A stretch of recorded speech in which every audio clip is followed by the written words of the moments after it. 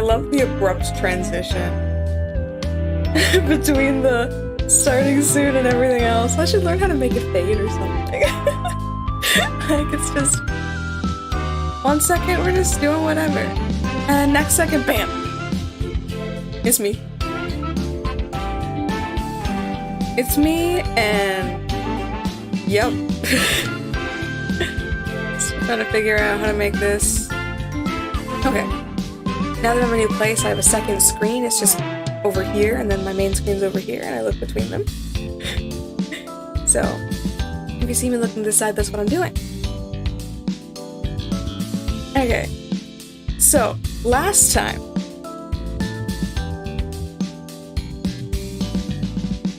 yes, everything is coolio. Everything is coolio Mickey. Everything is cooliette Mickey. For me, it's actually the morning. It's like 11:05 a.m. because I'm in Japan. But Dodo has arrived as well. Okay.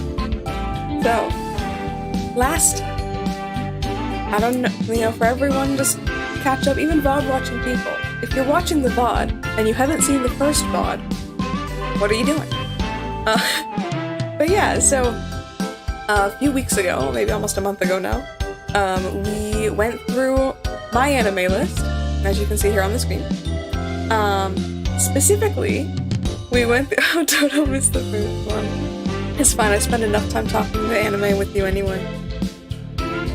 But yeah, so we just went through all the animes that I had ranked, initially had ranked 10 out of 10 or 9 out of 10. Some of these scores will change as I read them and realize, what was I thinking? Because some of these animes I watched like 10 years ago, or more. I think 10 years ago is maybe the earliest, actually. So, yeah, so you know, yes, you can be here to make fun of my taste. Well, you can look briefly through the 10 out of 10s. There's Revolutionary Girl Utena, Pokemon Slayers, The Irresponsible Captain Tyler, Pokemon the Movie 2000, The Irresponsible Captain Tyler OVA, but specifically I wrote just the one OVA, the rest of them suck. Mizani Koku, Here's Greenwood. Why is my thing lagging? Okay. Here's Greenwood, Urusei Yatsura 2, Beautiful Dreamer, Kirby Right Back At Ya, Tamagotchi the Movie, Yu-Gi-Oh! Dark Side Dimensions, Yuri on Ice the OVA, that's just one skate, Mob Psycho 100 Season 2, and Don't Toy With Me, Miss Nagatoro. Those are my 10 out of 10s. Stand by it. The 9 out of 10s didn't make it into 10 out of 10, that includes Evangelion, the original Fruits Basket, His and Her Circumstances, Now and Then, Here and There, Genshiken, Gravitation, Yu-Gi-Oh!, Gravitation the OVA, Pokemon the first movie, Slayers next, Yu-Gi-Oh!, but the old Yu-Gi-Oh!, Melancholy of Haruhi Suzumiya, Ranma 1/2 OVA, Pokemon Jirachi Wishmaker, Slayers Try, Death Note, Code Geass Season 1, Fighting Foodons, Pokemon Chronicles, Durarara, The Disappearance of Haruhi Suzumiya, Saint Young Men, Cute High Earth Defense Club Love. Why do I feel like this should be like a— this is what the series is all about. Series is all about. We say, you know what, 9? I don't know about that. It wasn't very memorable, it was just fun to watch at the time. Also Matsu-san, the sequel— why is the sequel also a 9 out of 10? I mean, I guess they're equal in goodness. I might even put them in 7, but for now I'll put them in 8. They were well executed, especially for the time. Okay. Bungo Stray Dogs can stay at 9. The Durarara times 210, but the OVA specifically. This OVA is sedate. Between two characters. Mob Psycho 100 Season 1, Your Name, B Project, Kodo Ambitious, The Disastrous Life of Psyche-K, Bungo Stray Dogs Dead Apple, which is a movie, Yarichin Bichibu. Mostly for the manga, actually. The anime wasn't as good, it was kind of short. Only 2 episodes. And Bungo Stray Dogs Season 3 and Escape the Infinity all get 9s. And that's where we left off. For more detailed explanations, I have a stream archived about that. So, that leaves us at— I don't know what my computer is doing right now. Okay, leaves us at Record of Lodoss War. Record of Lodoss War is a show that I watched because the— how do I explain this? The dub was the debut of 2 very prolific voice actors from the time period, and even now to an extent. Ted Lewis and Lisa Ortiz. So, and the cast in general is a bit less, like, some of the cast is a bit less well-known, and some of them are extremely well-known. So, of course, it's MyAnimeList, so we can't look at the dub information without clicking on the More Characters button and praying that it's loading correctly. So Deedlit was Lisa Ortiz, and she killed it. Like, especially for her first role, I think it was just as good as anything else she's ever done. Better than, actually, a lot of the stuff she's done since. But she was great. It wasn't the typical high-pitched, girly kind of voice Lisa Ortiz tends to do these days. It was a very deep character. It's completely just, like, Lord of the Rings style fantasy, so she plays like a high elf. Then there's, Parn was Bill Timney, of course, like at the time period. I think he was doing a lot of stuff like that. I think he ended up directing it last minute, if I remember correctly. There is a YouTube archive, I believe, of that interview. It was done during COVID, so it had like a live chat and a stream. And there was only like 4 people in the live chat, but I was one of them. Oh, dude, Lord Ashram. He's kind of cool. But like his English voice actors, like he didn't do anything afterwards. Whoever played this character wasn't even listed on MyAnimeList, so clearly it wasn't the most memorable. Hello, June. We're talking about Record of Lodoss War's dubcast. So, yeah, dude, Lord Ashra. Dude, why is my scrolling, like, not precise? I'm using my tablet for the first time in a while, so I think it's not used to it. Also, I might post a picture of my setup after this because I just realized how scuffed it looks. I literally have my laptop on a cardboard box. Okay, so then Ato, played by, of course, Ted Lewis. So, he did a job. He certainly got paid and said the lines. It was his first time. It was his first time. And I give him that benefit. A lot of the stuff done. This was like 1996 it was released, so I'm assuming it was maybe dubbed in 95. And he went from being a clerk at a video store to basically doing all this anime all in the same year. And they were really pushing it out. That was like the beginning of the anime boom in the 90s. Sorry, I just cracked my knuckle. You probably heard it. But yeah, so they were putting out a lot of stuff, and I'm sure he was just like doing what needed to be done. Doing what the director says. But he really grew a lot in that year, actually. And then these people, they're not even listing English voices. Wait a minute.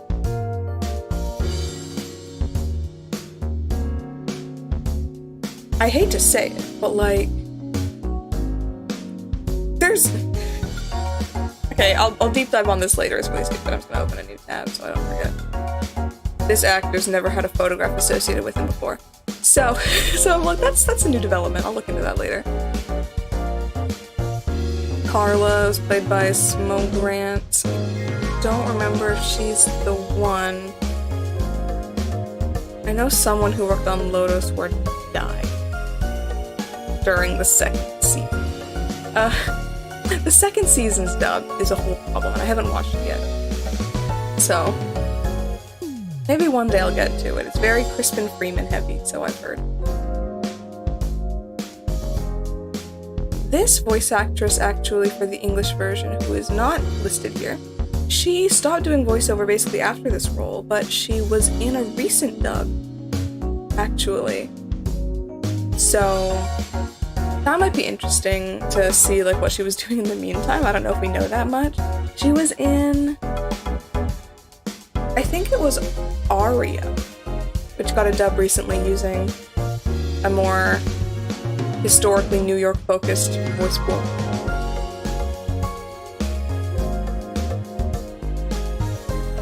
Another instance, like, of the actors just not being...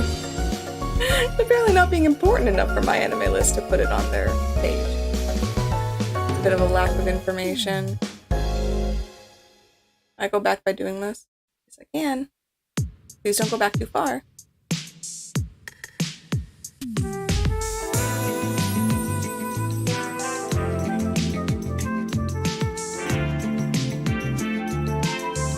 Okay. Okay. I think Record of Lodoss War can stand at a solid 8. I'm not really into fantasy, so it was kind of hard for me to watch. I didn't really know what was going on. But yes, that's kind of cool. That one's very nice, like, historically. Like, it was kind of relevant at the time. Okay, June will remember this. What was happening with... Is it Gerard Way was watching Record of Lodoss War when some event happened in his life and he mentioned it? Like, I didn't know it was that important. So...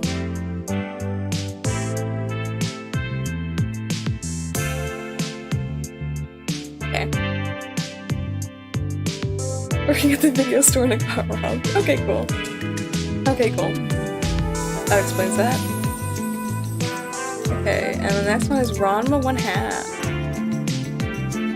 And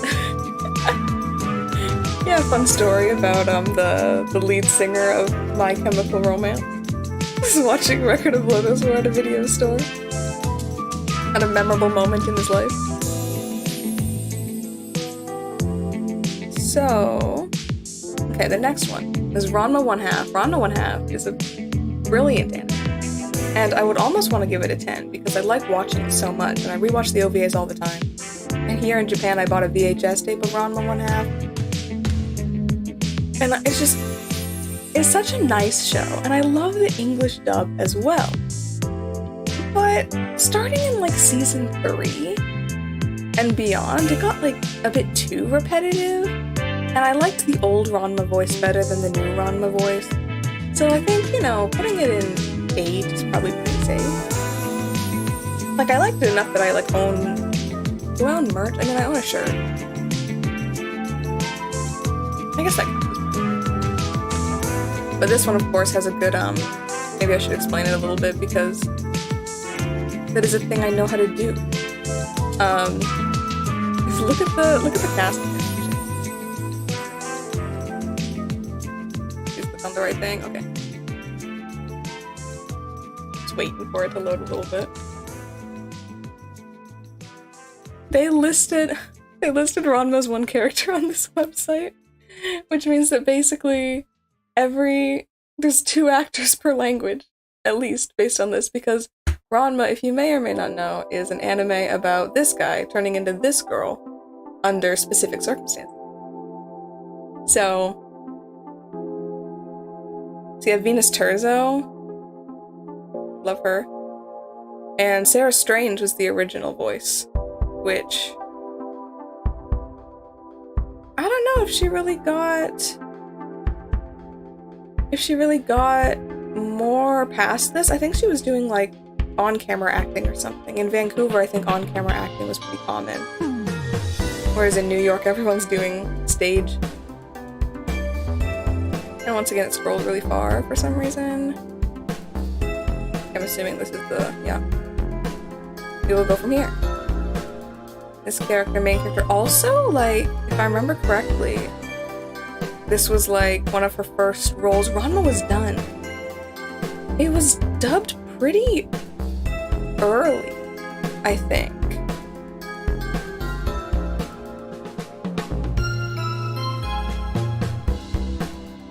They advertised Ranma on Pokemon VHSs? I mean, I guess it's similar enough. They're probably released by Viz, maybe? Was Viz doing stuff back then? I know Ranma was dubbed in the early 90s? With a lot of really young actors. Like, a lot of, like... I don't know if any of them were under 18, but it's possible, actually. Like... They were mostly playing actors playing the same age as their character. So that's always a fun little fact. It took more than 5 years for them to dub all of it. I mean, there are so many seasons. So I know people talk about it like it's a whole experience. This person don't know anything about her. Feel sad. She was kind of nice in this role. She's kind of good. I don't know why the characters are listed in this order. This doesn't make any sense. Like, this character is not important, relatively, but we have every actor for them. Daisuke is not an important character, but we have all this information about him. Where it's like, I'm more looking like, where did Ryoga go? Where's Kuno? Where's Hibiki? Like, the gambling king. Where's Kuno? Oh yeah, Ukyo too. Oh, Kelly Sheridan. Sheridan! Okay, no, Kelly Sheridan's great. Like in everything.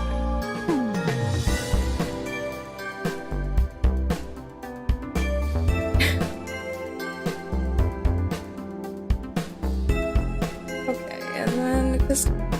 I'm not having fun scrolling through. It's got Brad Swale. Everyone knows him from Death Note. But he was like 16 or something playing this kid. Okay. We're going back. Oh yeah, I just saw that one guy, Dr. Tofu, there at the end. He had a different voice actor initially, and I think it was changed to Kirby Morrow, so we got another legend in the cast.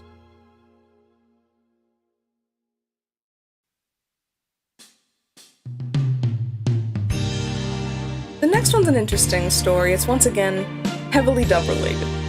Everything I do is heavily dub related, I think. So, this one, I also want to look at the cast to explain. This anime, according to MyAnimeList, came out in 2005 in the spring season. So, it's kind of not new, and you can definitely tell by the art style. Looks very early 2000s digital age of anime. And it's like, it never got dubbed in 2005. There was a Kickstarter campaign done by Nozomi. And I love Nozomi's Kickstarters. They've done like 4 now, I think they're on the 4th one, yeah. And I'm really hoping they keep doing it, because they got bought out by Crunchyroll or whatever. So I really hope they can continue to do Kickstarters to dub things. Because they dub things with like OG, or largely OG, New York casts. So you can see here... Okay, it's pronounced Eileen, right? So Eileen Montgomery is actually... I don't know where she came from. But she is actually British, and that's how they marketed her. They were like, guys, the accents in this dub for like being of the time and in England are gonna be so accurate. We hired an actual British person to play the lead character. And then they cast the guy that played Bakura to be the other lead character. So, accent king himself, Jack Atlas, you know, so interesting choice. But, I'm sorry, I'm not here to make fun of people, although that could be fun too. But yeah, I mean, I think the accent was more on point because they also advertised. They were like, oh, we're gonna get accent coaches to make the accents the most authentic. And like a lot of cast members were British. Like here we got the OG Martin Billany playing a role. It wasn't like, it was a pretty important supporting role, I think. I mean, it wasn't like, maybe like 3 episodes that character was in, but like, he was important. So it's like, that was kind of crazy to be like, okay, I guess we're hiring British people. Like, I mean, I guess he fits as a British voice actor in Los Angeles, I think. And then they stopped listing the dub cast, so we're gonna go off my memory. I don't remember who played these people. So going to the next one! Jessica Calvello, of course, is in a lot of these. We got Veronica Taylor. We got... This person was a newish person, I think. I don't know if they were British or not, actually. It's not listed and I don't remember. Not listed and I don't remember. I got Wayne Grayson. Wayne Grayson played, like, 2 characters in 1 episode one time. I mean, this is the main character that he did. But there was also a side character he did, and it was in the same episode this character was introduced, so it's kind of like, guys, I know who that is.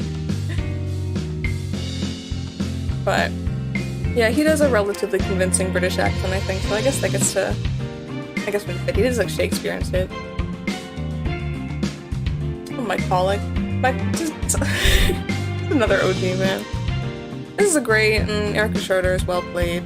A rather nice character, actually. Her accent's not terrible. It reminded me of that one character in Yu-Gi-Oh! 5Ds.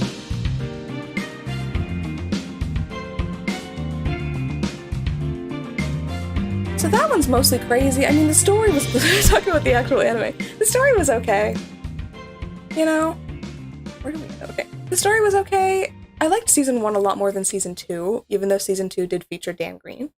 But Season 1 was a bit less miscommunication-y. They had it at the end. That's just my least favorite trope in, like, especially in romance series, when they're like, oh, I don't understand what they're thinking and they won't communicate with me clearly. It's like, just do it. just solve your problems with your words. That's why we speak. To convey information. So, you know, the show is kind of alright. It's like just like a time period, like, oh, it's Victorian England. It's about a rich man and a poor lady who want to get married, even though the rich person's father is against it. Probably heard that story before. Fake. Why is fake? Why did I give fake an 8 out of 10? I think if anything, I was excited that I was able to see fake. Because the dub of it is so hard to come by. So hard to find the dub. And I eventually did, but I don't think it was that good. Okay, so Fake is an OVA based on a manga. I did read the manga, so maybe that influenced my decision. The art style's kind of jank, but then you remember it's a boys' love from the 90s, so that's kind of to be expected. And it's about two Americans, one of them is half Japanese, and they're cops. Imagine your favorite police show, but they're gay. That's really it. And I haven't seen it recently, but it's got to at least be like a 7 at best. It's very fun though if you want to look at like 90s art from OVAs, especially like in that kind of 80s, 90s style. I think it's really good for that. Good for the aesthetic. Not of the character art specifically, unless you liked it. It's a bit crazy, especially in the manga. Howl's Moving Castle, the only Ghibli movie I've seen, famously. Yeah, I can stay an 8. I mean, it was good. And then I remember the only part of it I really like is, Howl. No. Ed is like the cool dude, so not necessarily that I enjoyed the movie a lot. So, it can stay 8. Okay. I think this is the first of the Inuyasha movies on here.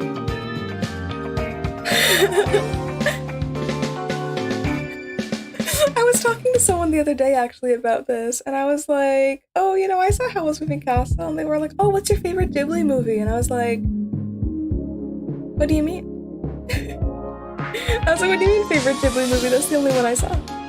And this is like, I was talking to like a Japanese guy, and he's just like, he gave me this face, like,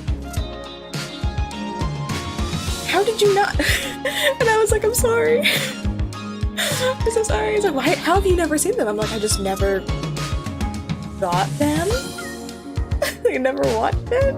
I guess maybe in Japan it's like more of a thing. It's like almost like a Disney movie level of popular. But I also don't really watch Disney movies. So I'm hated regardless of what country I'm in. Basically.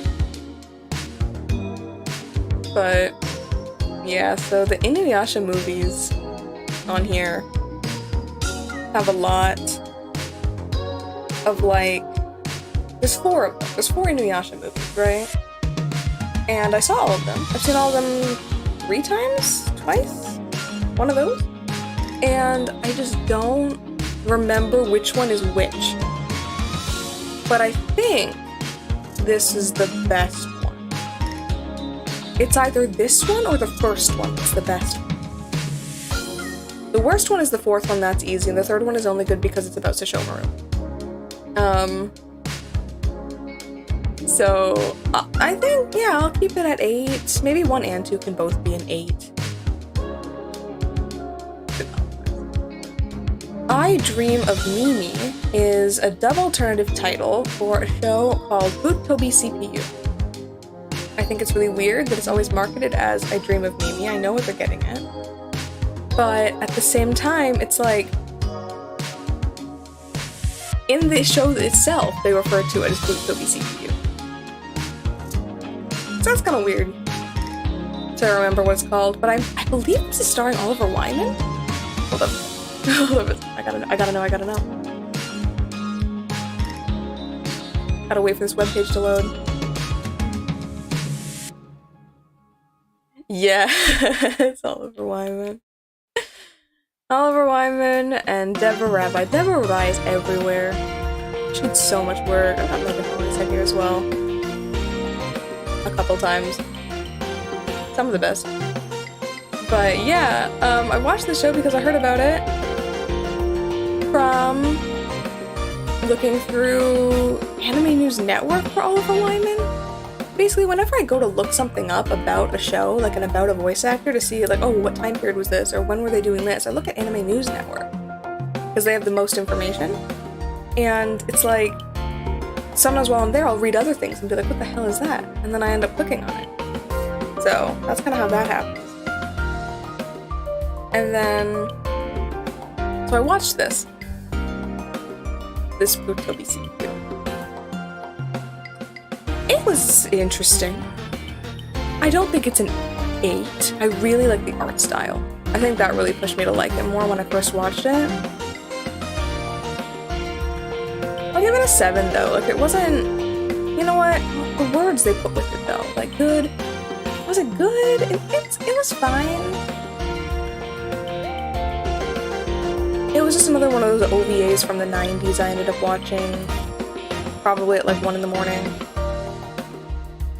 So, it's about a girl who, if you ever saw Chobits, I swear Chobits is partially ripped off of something like this, where it's about a girl who is a computer robot, but it's also a battle robot, and the twist is that she needs to get charged, and she needs to put floppy disks into the floppy disk drive in order to learn more attacks. And the floppy disk drive is located at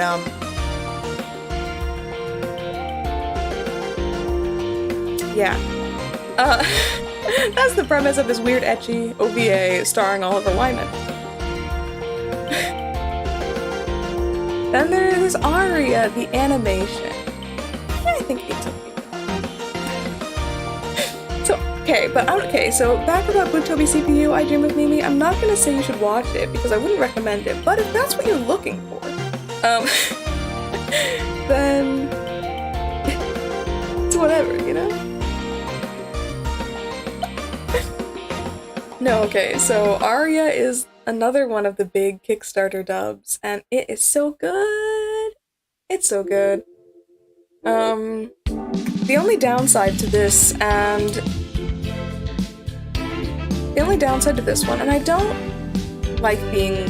I don't want to cause controversy. I'm still so early in this streaming career, no one's gonna dig this up and cancel me, right? Okay, looking at the cast. This was a new actress, she did amazing. She fit the character perfectly. This was Carol Jacobanis, which I haven't heard from her in a hot minute, so that was kind of crazy. I think this is also a newer actress. Not familiar with. This one is Michelle Knotts. I have a funny story about Michelle Knotts, but I might save that for a YouTube video, maybe even a stream about it if you guys want to talk about it live. There's some hilarious drama that took place a few years ago involving her. And Eric Stewart. So, look forward to that. I will talk about it at some point. I've compiled so much information about it. there's, you know, Jessica Calvello. Wonderful. Veronica Taylor again, Kathleen McHenry. We love it. We love to see it.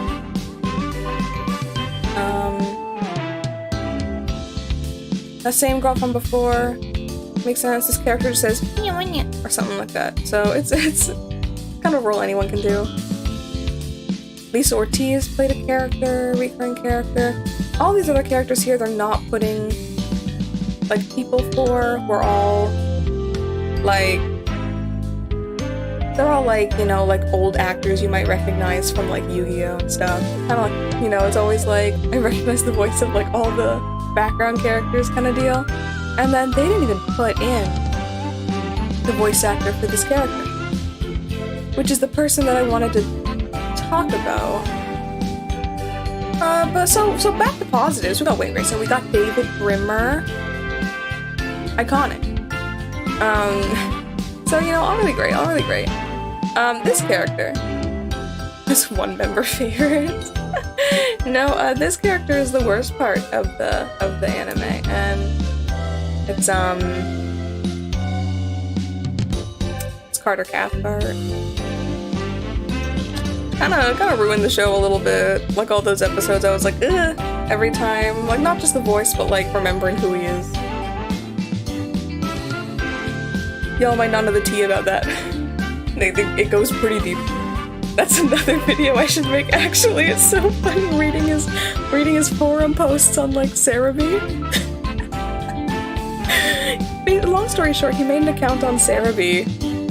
He made an account on Cerebi forums and commented on all the. This is right when the voice acting changed. So Eric Stewart was no longer playing James, and instead it was him. And he made a forum page for Cerebi forums, and he would go on there and like defend himself while pretending to not be himself. He pretended he was a fan. He also did some really mean things to, he had some like beef actually, I think, with Maddie Blaustein for reasons I can only speculate on. But yeah, so some interesting facts there. I don't know if I want to make like call-outs though. Like I want to be in voice actors' good books because I want to potentially talk to them at some point. But also, dude, I don't know, man. Guy's a shady dude. Guy's a shady dude. I'll say that. So where did we leave off? Descendants of Darkness. Let's go. Yami no Matsue. This is, I think, the manga is more boys' love than the anime, but the anime is definitely also like shonen-ai. It's weird to call it shonen-ai because people say shonen-ai is it's like the PG-13 version of yaoi is what they say. It's more romance focused. This show is not romance focused, but it's not particularly graphic in the way that a yaoi would be. I don't know if I'd call it shonen-ai though, because there's not really much romance going on. It's more so a bunch of dudes being I don't know if I'm allowed to say this on YouTube. Normally YouTubers mouth the words and I can't do that. Yeah, so being, I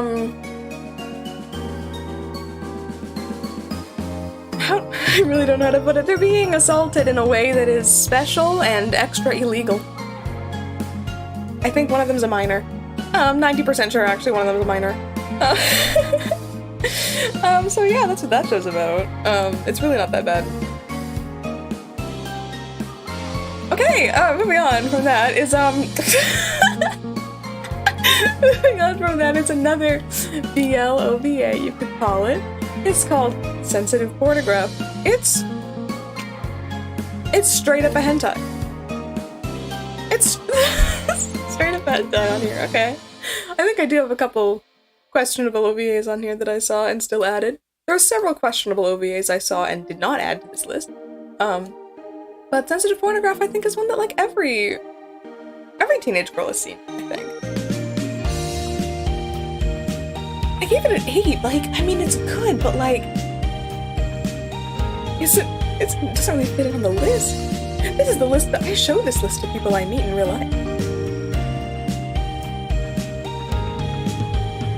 Like, I literally gave my phone to someone 2 days ago to scroll through this list. I hope they don't know what it is.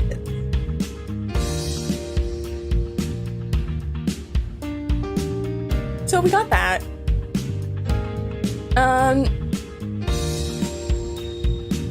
Maybe I'll just remove my rating altogether so it doesn't like show up in the main list. I'll give it a select score.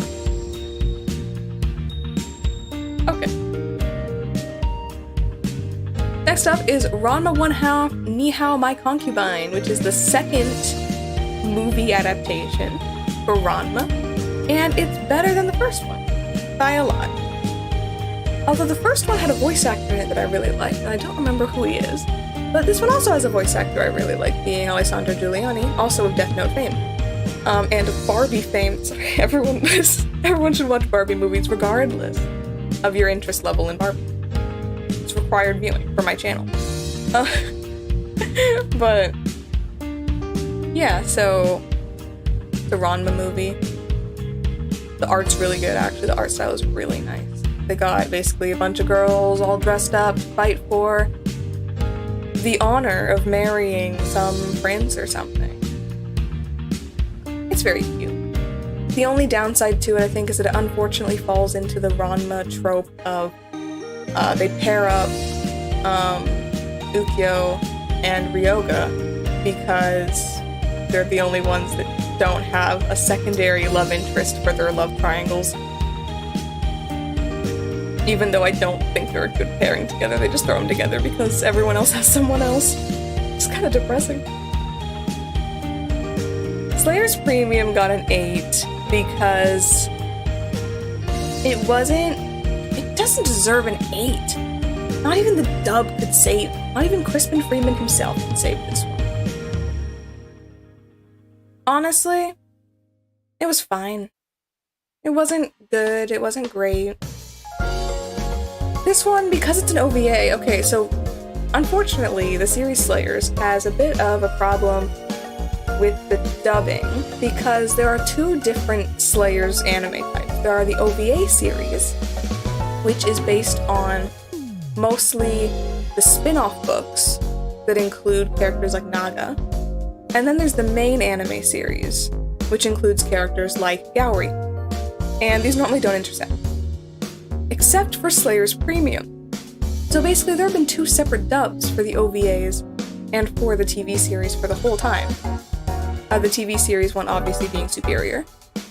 So there's a different voice actress for Lena in the OVAs, but every other character is basically completely unique, so you don't have to worry about it.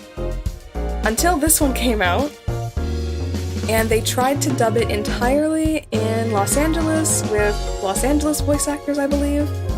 So Crispin Freeman is still in it because he moved from New York, where the original was done, to Los Angeles, where this one was done. So when they were casting his character, which appeared in this, he did do it. But the other characters are all different, so it's really weird. And the story itself wasn't even that interesting. It was very short. And I'm trying to remember who played Zelos in this one. I don't remember. But I don't care enough to look it up. It would take too long. I know it's someone weird. It's a weird choice. But yeah, so Slayer's Premium is the Slayer's OVA with the characters from the series, and it just doesn't really flow well. When They Cry. Oh boy. Those who know, know. And those who don't know should really Google it before watching. Thank you, Farhan. Good night. No, for real though, like, When They Cry, Higudashi. I should not have been that age when I watched it. I think, like, I'm watching, okay, so yesterday I finished watching JoJo's Part 1.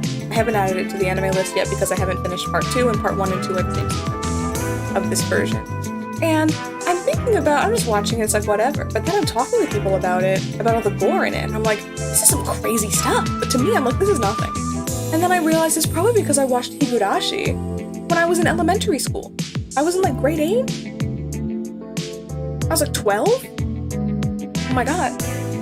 It's crazy. This is some wild stuff right here. I'll get the 8. If nobody got me, I know the trauma I sustained from Higurashi got me. Exactly. It's always with me, man. But... and people talk about how bad the dub is. I watched the dub, and then I'll tell you, when I found out it was like Brant George after playing Persona 3, I lost my mind. And it's got Megan Hollingshead, who I love! One of my favorite voice actresses, and here she is, and Higurashi, that I watched in grade 8. But... okay, I was learning Japanese. I was learning Japanese the other day, like I do regularly. And one of the vocabulary words was aizu. And I knew what aizu meant because it was in a song from Higurashi. So I looked at the song and listened to it, and I was like, I want to watch Higurashi again. I think it'd be so funny, knowing what I know now, to go back to it. It'd actually be so funny. But I might wait until September, when we can start the year-long off collab with Moe Moe June. And it's like late September, early October, we start the 10-month off collab. And we'll watch it then. Maybe on stream, who knows. And then, yeah, so I'll give that an 8 for sure. Aria the Natural is just the next season of Aria. It's good. Here's the other Ranma movie, I also gave it an 8. Also probably deserved. Like, it was a good... I can't stop thinking about who played that guy, I gotta find out. It was a guy that wasn't in a lot, I think.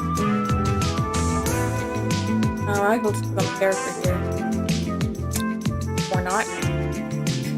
Come up.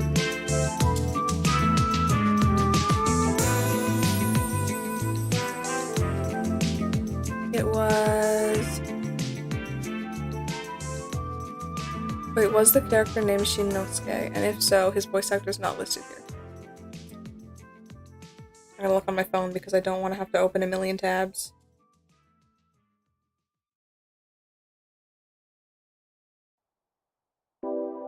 If his name is Shinnosuke, do you think they called him like Shinosuke in the dub? Fun things to think about.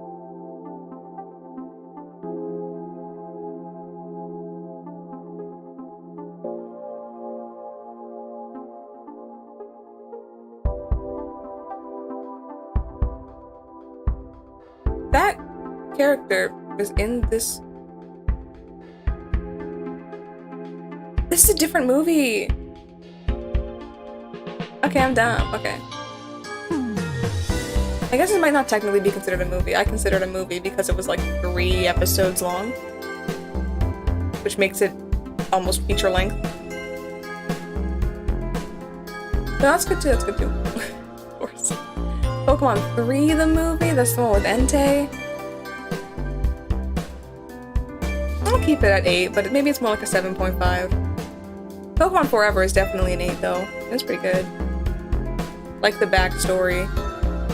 Or like, it gave the backstory for Professor Oak, but like, he really just played it's like a random character that had nothing to do with it. They were just like, yo dude, what if this little boy was like actually Professor Oak from like 40 years ago? It's like, I don't think it really changed the significance of the story to do it that way.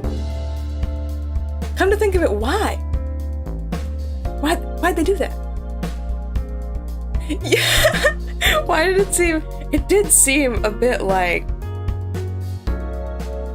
yeah, like they were going for like special friends? And... it did seem a bit oddly romantic, I'll agree. I'm sure that one spawned some AMVs. The Midnight Exploring. Them sitting together in the tree? Sorry. Okay. Welcome to the NHK. I gave it 8 out of 10, and I want to know June's opinion, because I know she watched it recently and I don't remember anything about it. Or I don't know if she finished it.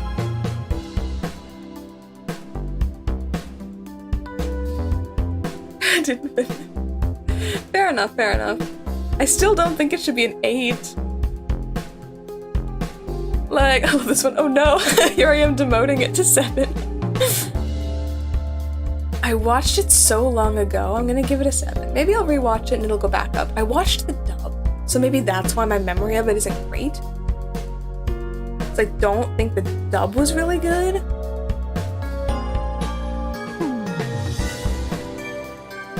Yeah. I know, I watched it when I don't think I really fully understood it. I think I was in like grade 9 at the time when I watched it. Lowest point for maximum NHK enjoyment. Well, I guess that would be really soon. So maybe I'll rewatch it when we get to that point. Ghost stories.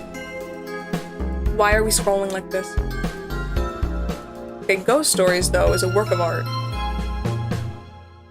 Ghost Stories should be more. Don't leave me. Don't unsubscribe. I promise I'll get better. I'll watch the show again. Ghost Stories has to be more than Nate, though. Ghost Stories is crazy, and I'm surprised the people who made it made it. Ghost Stories is an 11, exactly. I'll give it a 9, because I don't think it's better than Kirby Right Back At Ya. So that's the bar we gotta set. But it is also... it's insane. If you haven't seen it, you have to see it, and if you haven't seen it, you have to watch the dub. The Japanese version is boring as hell. It's boring as hell to the point where the official production company said, yo, this is really boring. When we dub it, can we, like, do whatever we want with it? And they said, yeah. So... It's insane. They really got away with so much, and it's number 69 now!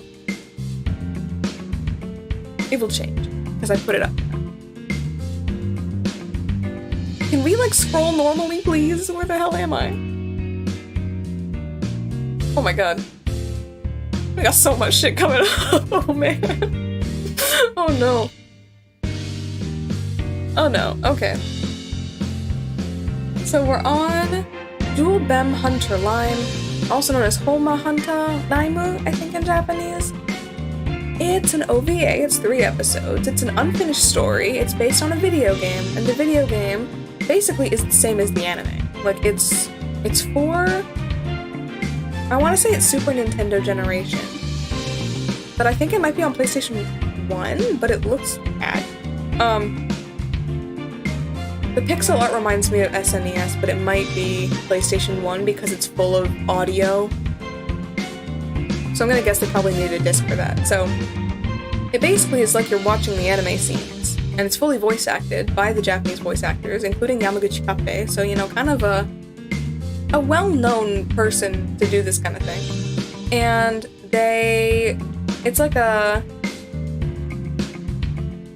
gameplay, I want to say, is like similar to the part of Ace Attorney where you have to walk around. Like, you choose which area to go to and what to click on, and then the story plays out, but it's all fully voice acted and animated, and there's no crimes. So it's less investigative and just more like that part reminds me of that. And it's like when... it's kind of like point and click, but it's on... but with more, I mean, maybe like FMV point and click games have a lot of video too, and it's like point and click, but I don't know if there's a cursor. I haven't watched gameplay in a while. It'd be things like maybe like press the circle button for this option, stuff like that. So they made an OVA out of it, and the whole thing, the idea behind it, is that there are 7 little monsters you gotta catch. And only 3 of them were caught in the... okay, it's still clicking, but it's not pointing. But yeah, so it's got they only did 3 of the little monsters out of 7 for the OVA, and I guess the idea is that you should play the game to find out the rest. They dubbed the OVA, but not the game, obviously. So if you want to find out the beginnings, here's your chance. I think it's such a cute little show. I think anyone that's seen it is in love with the second little monster, Percy. Watch the dub of that, because he's so cute. And it's just another regular OVA. I bought the DVD.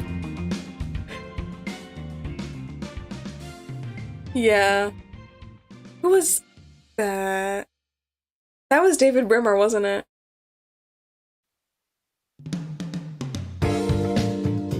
I'm trying to recall. Yeah. I'm like, I should have a voice in my head for this character. Thinking about it, yeah. It's David Brimmer. It was either that, really, or, like, Chunky Mon. But I think, yeah, it's definitely David Brimmer. A legend.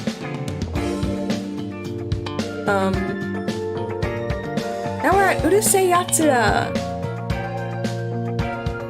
And Urusei Yatsura is yellow on here, not blue, because I never actually watched every episode. I never actually finished it.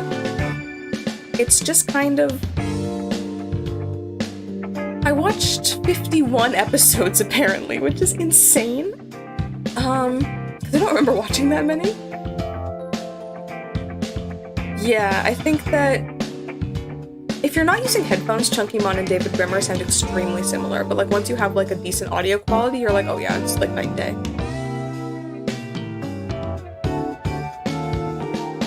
And then I never finished Urusei Yatsura, but I did watch like 50 episodes of it, so that should qualify me for something. And I gave it an 8 because it's iconic, it's historically significant, it's well animated, it is very charming.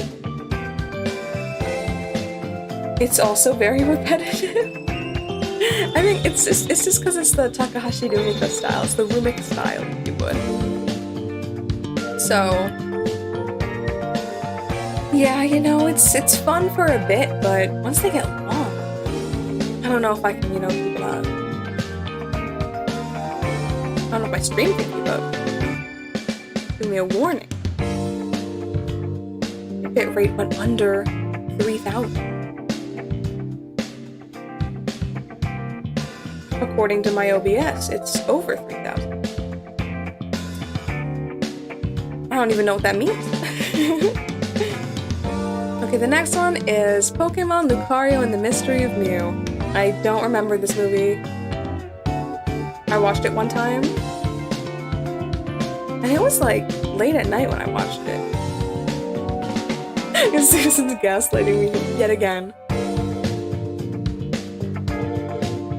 I don't know this YouTube man, but still like it a bit more than Twitch. Twitch I don't understand.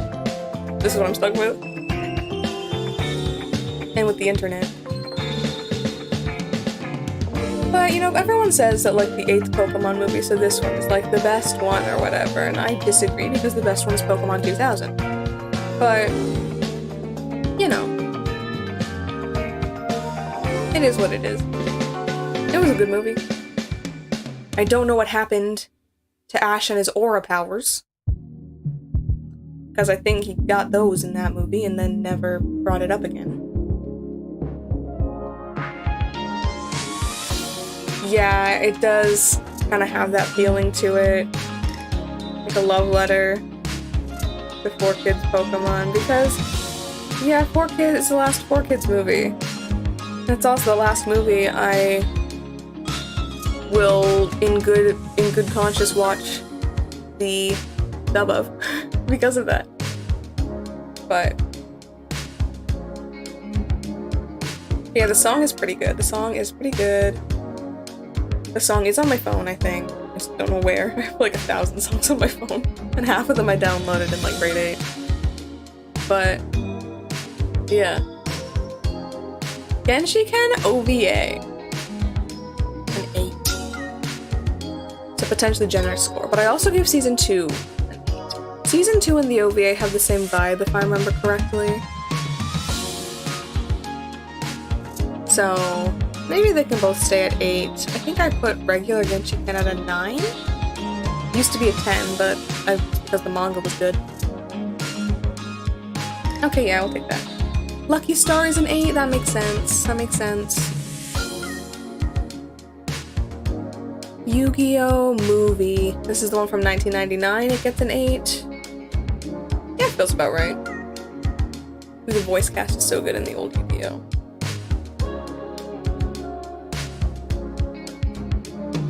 And we are talking about Haruhi Suzumiya Season 2.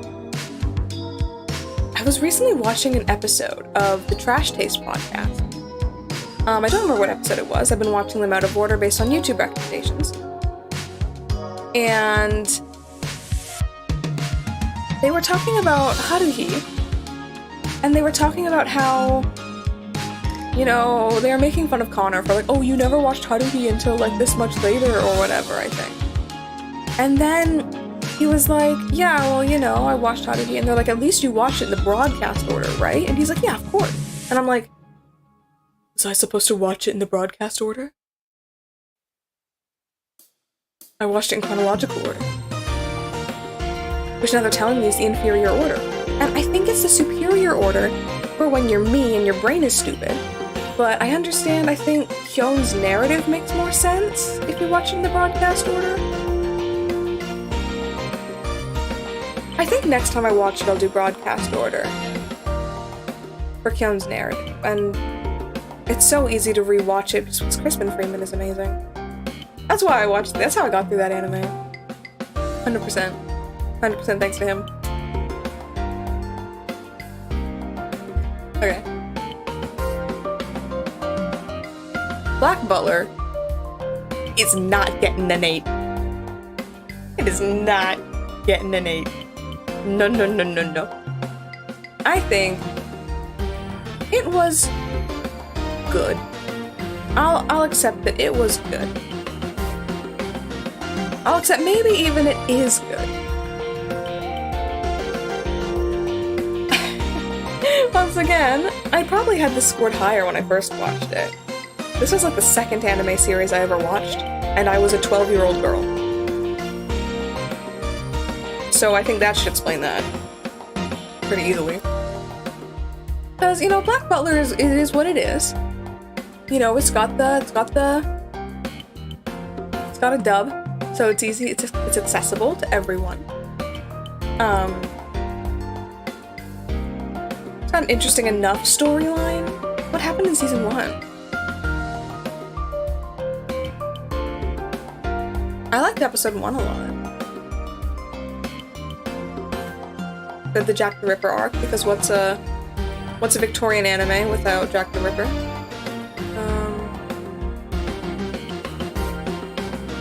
I'm only remembering manga arcs now from later on. But yeah, that was a time. Hey, Talia!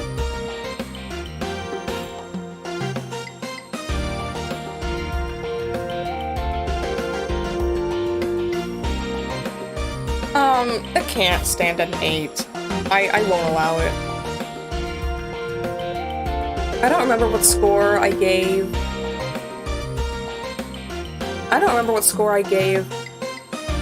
Italia Season 2. I liked it more than Season 1.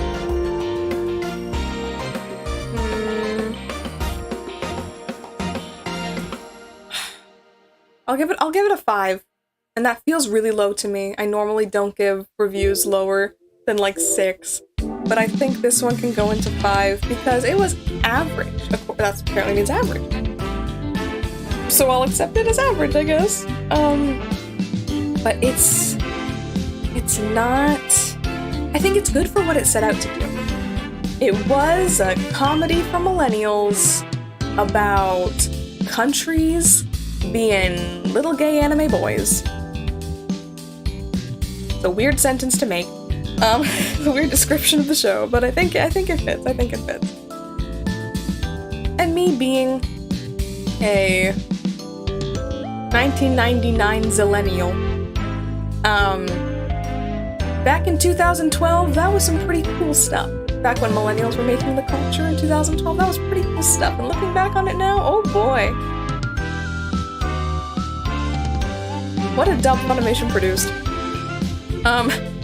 Half the stuff they said in the Hetalia dub, I was gonna say also Ghost Stories, but Hetalia is way more recent. Funimation would fire you for. Like, Funimation would have you arrested for saying some of the stuff they said in the Hetalia dub, I'm pretty sure. So, you know, that's always fun to keep in mind. Slayer's Evolution R gets an 8. Oh my god, no it doesn't! Oh my god, what did I give to Premium? Because this is probably the same. It was fine. It was fun that it was Slayer so many years later. Probably would have been more hype. Probably would have been more hype if I actually cared about it back then. But because I watched them all, like 5 years after the remake, the reboot even happened, it just didn't speak to me. It was just like, wow, 10 years later and Lena's voice is insufferable. And David Moo didn't come back to be Zelos. It's the only regret I have about 4Kids dubbing One Piece is that David Moo kind of stopped voice acting.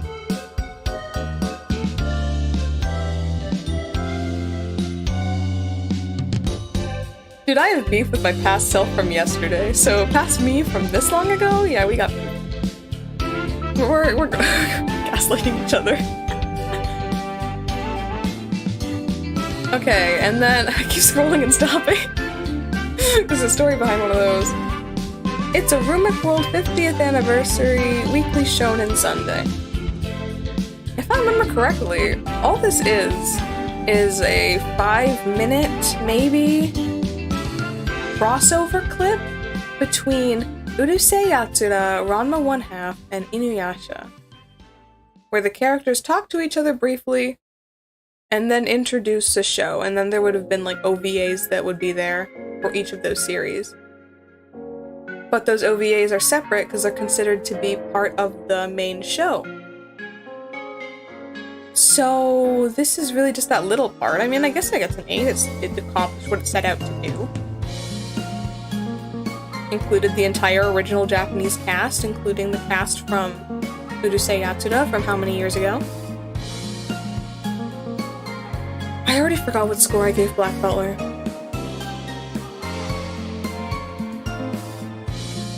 Because Black Butler 2 has to be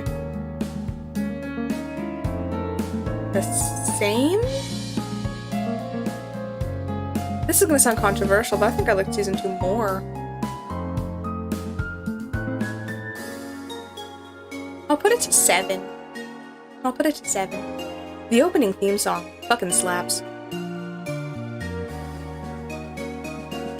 Introduced me to the Gazette, man. That whole album's great. Okay. I'm gonna take a sip of my coffee. Gotta prepare for this next one.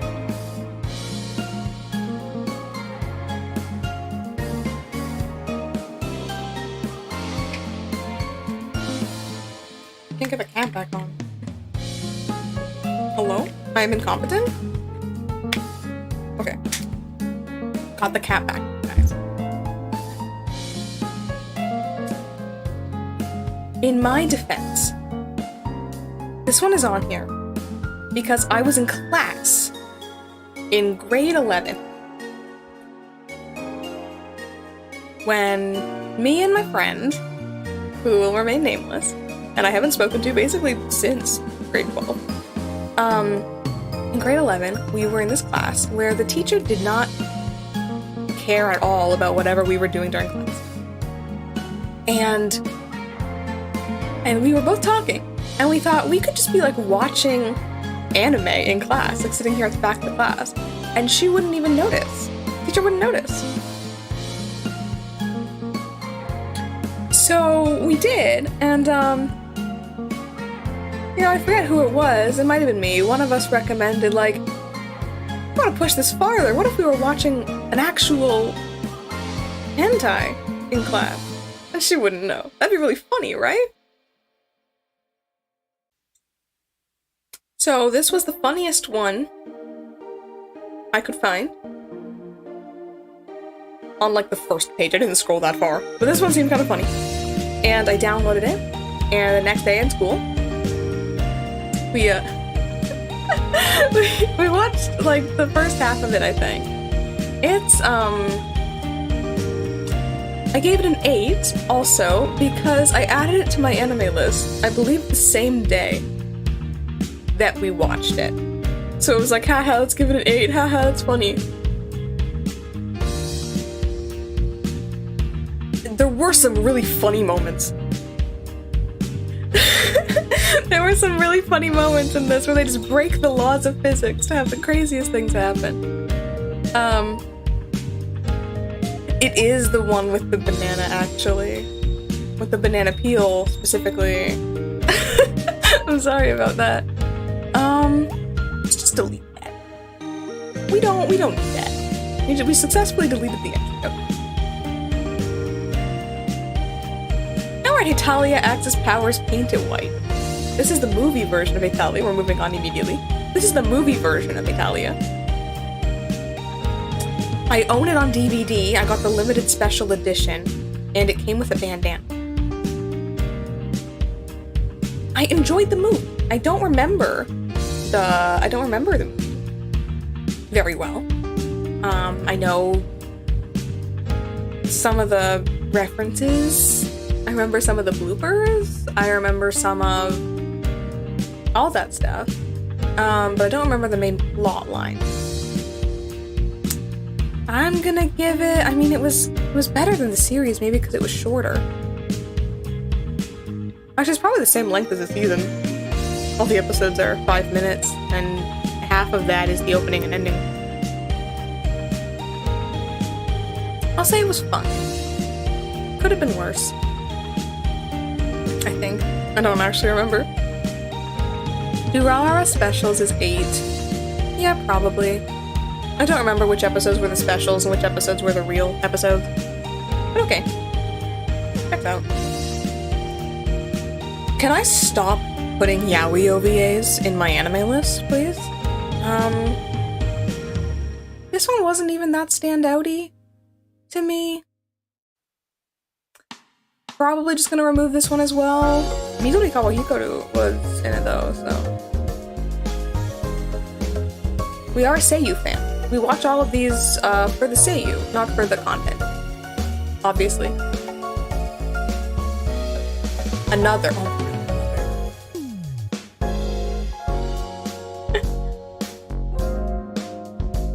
Another is another. Another is another.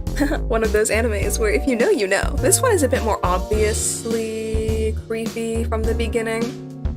This is also part of the reason why I'm not fazed by gore in anime anymore. The opening does. It slaps so hard. Shoutouts to, I think it's Ali Project, because everything she put out, bangers. With the Code Geass endings, some of the best Code Geass endings were also done. Ali Project. But this one, I gotta go to Osu level 2. Sorry to mention Osu. Now I'm an Osu player. I do remember that time, June. I do remember that time. I think we're talking about the same time.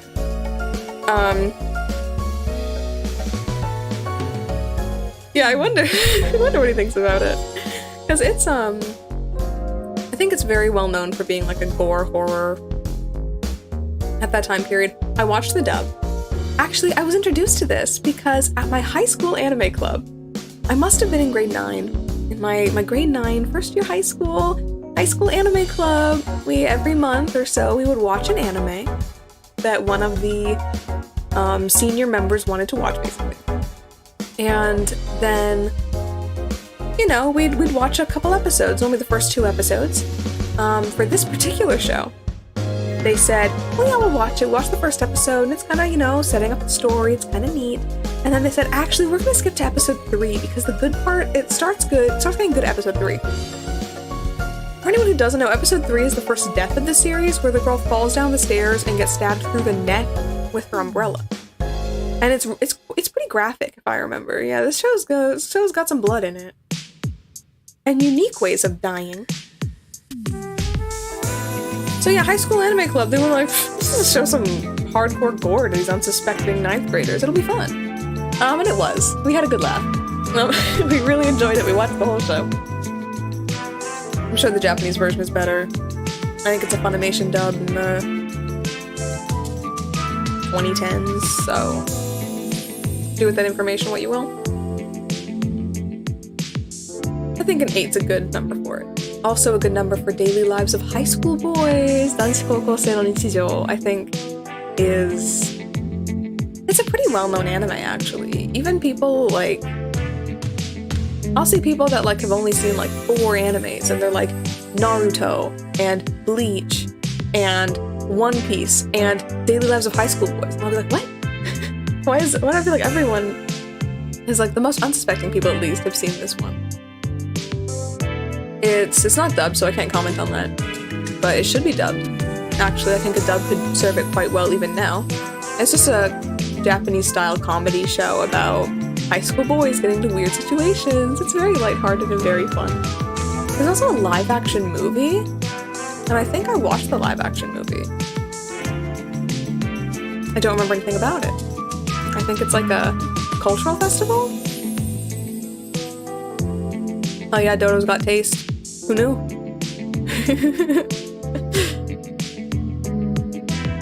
The next one's interesting.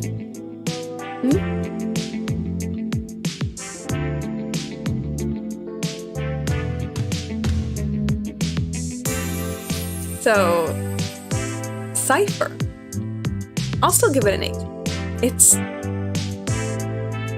If you like 80s music, it's because it's me that I have the right to insult your taste, because you do the same thing to me. But Cypher is not... I wouldn't call it an anime. There's a manga, and the manga is a manga. It's a story. A story about these 2 twin brothers and this girl they meet at American high school. It's one of those, oh boy, we love New York kind of shows from back then. And they go through, and I don't remember what the manga's about. I only read like the first 2 chapters. But the OVA here, released exclusively on VHS and Laserdisc, is a series of music videos to covers of songs from the 80s. I think on MyAnimeList it even shows it's like, yeah, the music is composed by, is it Phil Collins? I think they just use Phil Collins music.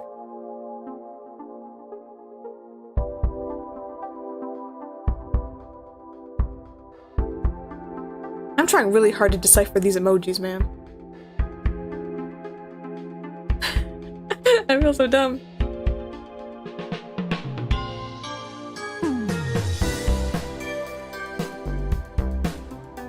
Oh, that's a tie emoji? I was just like, shirt. Look at me, I'm learning internet words. No, okay, so Cypher's fun if you want to watch a bunch of officially produced anime music videos. If you like music from the 80s, if you like the aesthetic. There's also a really fun fact, very funny. It's in English, but it wasn't dubbed in America, or England, or Canada, or Australia, or even Singapore or Hong Kong. It was done in Japan, with mostly Japanese people. And the only non-Japanese person in it does not speak the best English. And it's so funny, because the last half of the OVA, you can watch it on YouTube, by the way, if you look up Cypher the video. Recently someone made a Laserdisc rip, so it's a bit higher quality. And it's got a behind the scenes in the second half, narrated by the voice actor for the main character, but as the main character. So when he talks about himself, I think he famously says a quote. It's along the lines of, he's a real great guy, and he did a real good job, or something like that. And it's like he's talking about himself, but he did not do a good job, so... That's a very funny thing to be able to reference. I think Kenny Lauderdale also has a video about it. I'm gonna give a shout out to YouTube channel Kenny Lauderdale. He does reviews and retrospectives and histories about really old anime, really bad, really good, interesting stuff, things like that. So, lost media almost type stuff. But he also has a video about like this one. He had a video, that's how I heard about Twinkle Nora Rock Me, which will come up probably in the last episode of this saga because it's rated pretty low. But I really liked Cypher, it was kind of cute. Utano Prince Sama 2. Now here's a problem. And Utano Prince Sama Revolutions. I remember this one because they always said like evolution, like all the time. But I don't remember Utano Prince Sama very well. I watched it once, maybe 5 years ago. And I don't remember which season is which, or what happened in any of the seasons. I remember the characters vaguely. And I think my favorite character died in the last season. And it's not that Utano Prince Sama characters die, like it's a show about being an idol, but one of the characters has a very poorly represented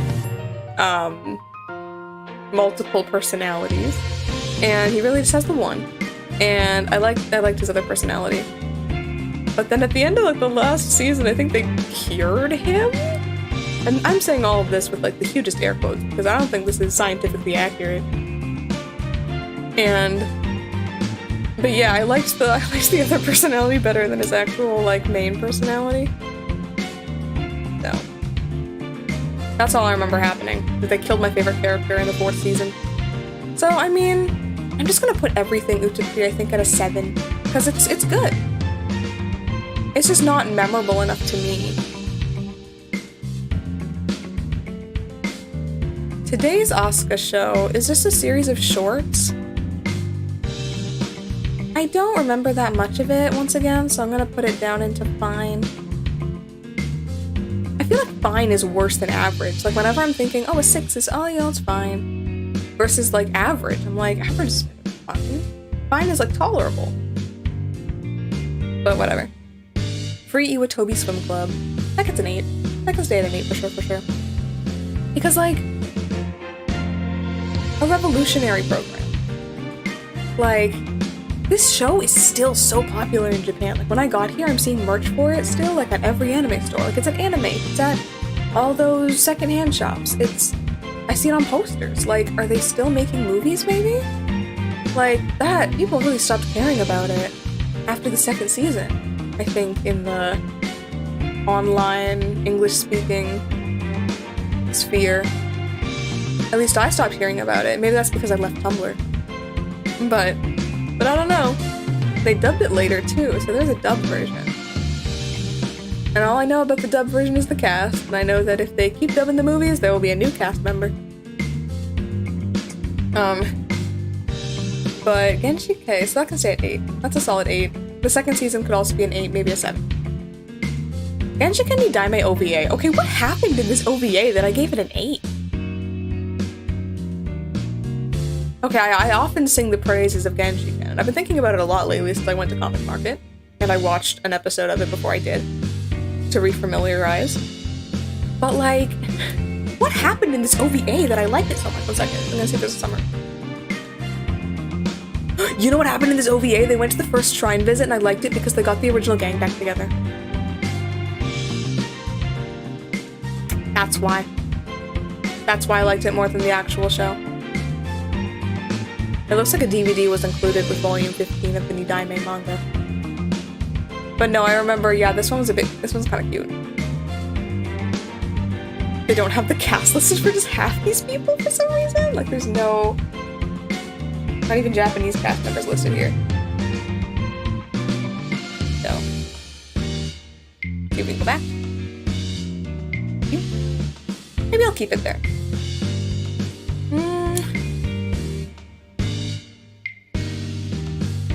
I'll keep it there for now. If I ever rewatch it and feel differently, I'll change it, but I think 7 or 8 for sure. Pokemon the Series XY. That was a good one. After seeing other Pokemons, I want to put it in 9, actually. Which might be a little high, I'm leaning at like an 8.5, but I'll put it in 9. I don't know, I feel like, you know, maybe Pokemon Diamond and Pearl would be an 8. Or maybe Pokemon, like when I would get around to watching it. Could be an 8. Next and Y has to be better than that. Pokemon X and Y, I don't know how the dub was because I watched Pokemon with subtitles since they changed the actors. But I watched Pokemon X and Y was coming out when I was in high school, so I watched all those episodes. Not every episode, obviously, but like all the good ones as they were coming out in Japan. So that was back when Pocket Monster subs was really active. Kind of nostalgic. Pokemon Origins, I didn't actually like that much. And that might be controversial, actually. People really liked Pokemon Origins. I think it's because a lot of the older fans are really sick and tired of Ash. So to have a story based on their favorite Gen 1 game kinda made sense. That's half a stab at Gen 1ers, but I also prefer the first generation, but I prefer the first generation anime, So if you like pixels too much, I guess that you like Pokemon Origins more then. Can I shrug with this model? No, I can't. Maybe one day I'll work on that. Okay, more Uchino Prince Selma. I was moving all of them down to... I already forgot.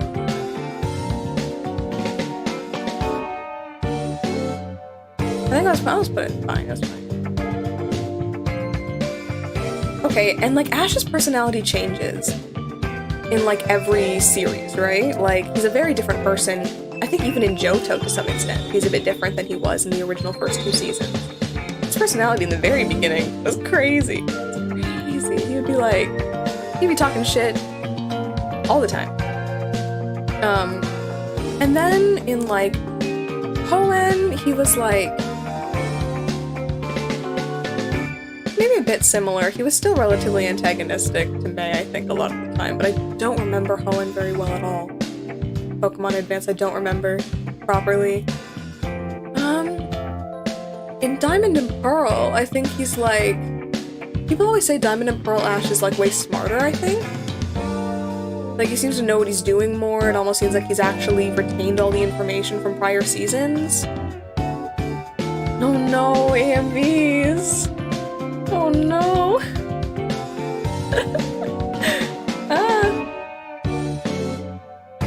And then I don't remember Black and White because I watched like 2 episodes. Well, I think I watched a lot of episodes of it trying to force myself to do it, but I ended up getting distracted and playing a video game or something the whole time. X and Y, I think he's a bit more... What's his personality in X and Y? I hate to say it, I actually never got into AMVs. Like, I don't know. I got really into like Tumblr GIF sets. Here's the deal though, is that Cypher is not made by a fan. It's made by an official company. I think I mostly like Cypher for its like age and like New York aesthetic.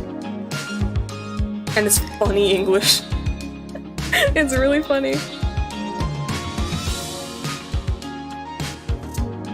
But like, what was Ash like in X and Y? How can I describe it? It's like...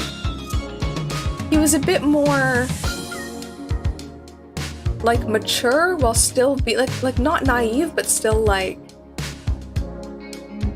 energetic, like, quick to...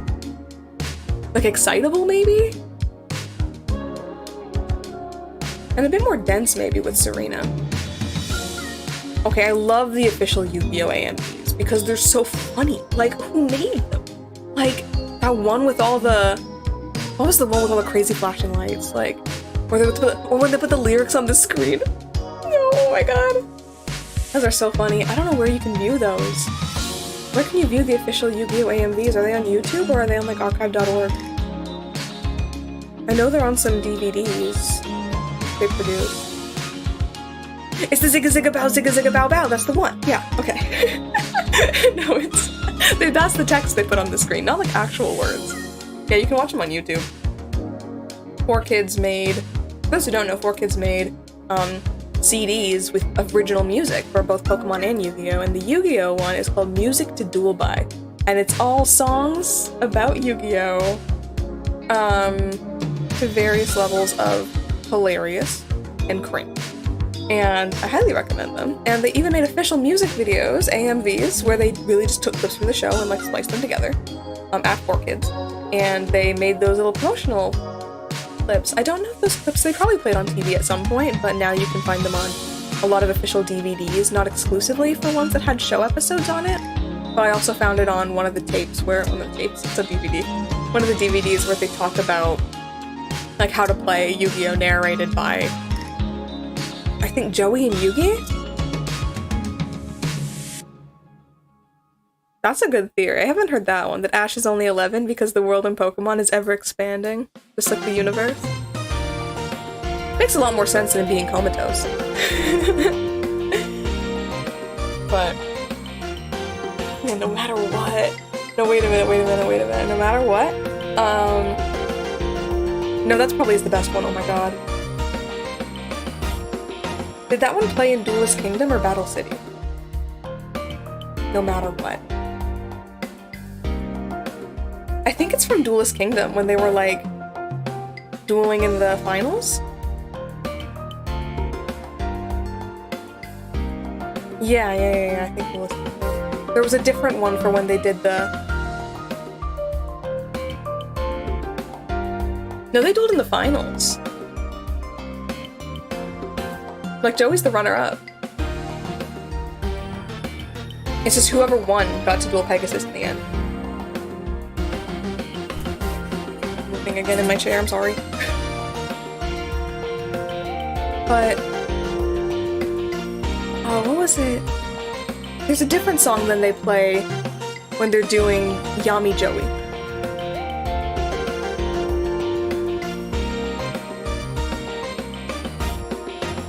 Okay. Was it still No Matter What? Or was it a different song? Okay. I'm talking too much about Yu-Gi-Oh! Music. We gotta keep going. But still tell me. Durarara times 2 show? Yeah, it's probably an 8. Love Durarara. Black Butler Book of Murder gets an 8. I'm gonna give it a 7. It'd be an 8 if they continued it. Like, if they continued it so that it went into... like, cause, I mean... Book of Murder's the OVA for Book of Atlantic. And both of them were kinda whatever. They're just based on manga chapters, because the original anime disregarded the unfinished manga. But then this manga just didn't stop.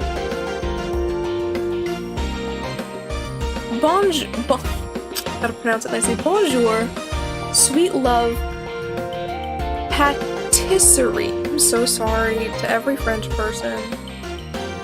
And even the Quebecois, I apologize to you as well. I apologize to anyone this week. At least, it could have been worse, because I like Bonjour, Sweet Love, Patisserie. I think that'd be worse, so I did okay. This show is not memorable.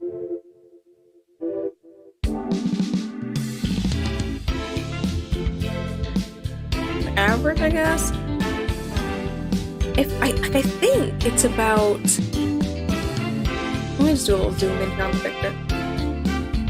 Yeah, it's like one of those shows where there's this girl, and there's these boys, and the boys make cakes, I think? And I don't even remember. I watched it on YouTube, and it's a short episode series, so I watched it on YouTube in one of those, like, all of season 1 in one video kind of deals. And it's all a blur. It's all a blur. Durarara times 2, 10, times 2, Ketsu. Yeah, I think times 2 can be an 8. Did I give the main Durarara a higher score? I really like Durarara. I want to watch it again. Sorry, I went to Ikebukuro like a month or so ago, and I just want to watch Durarara again. Silent voice. Me giving it an 8 might be controversial, because I think a lot of people really like the silent voice. And I watched it on a whim, like I didn't actually want to watch it. I was just at a friend's house, and they kind of peer pressured me into watching it right on the spot. So I watched it. I think it's a solid 8. Once again, my favorite parts of it, I think, lie in the dub work. Main character being Robbie Damon's a big seller.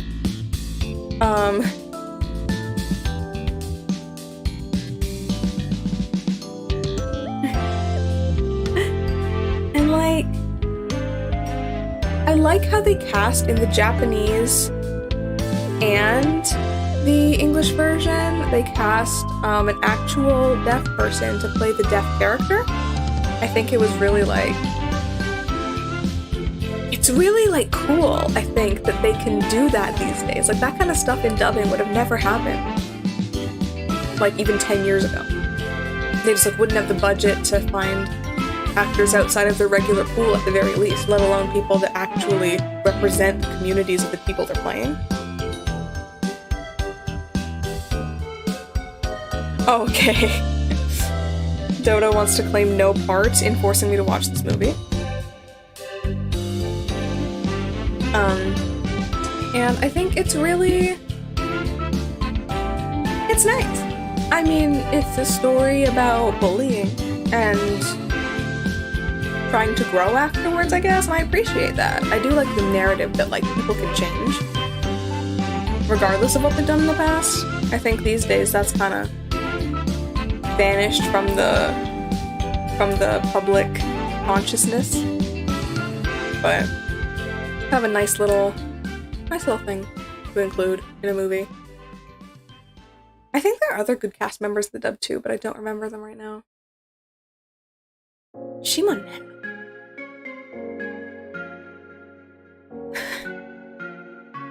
Okay. We can say that.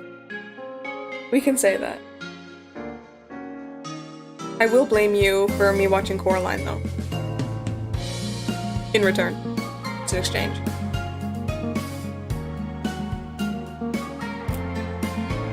Okay, so Shimonetta, a boring world where the concept of dirty jokes doesn't exist.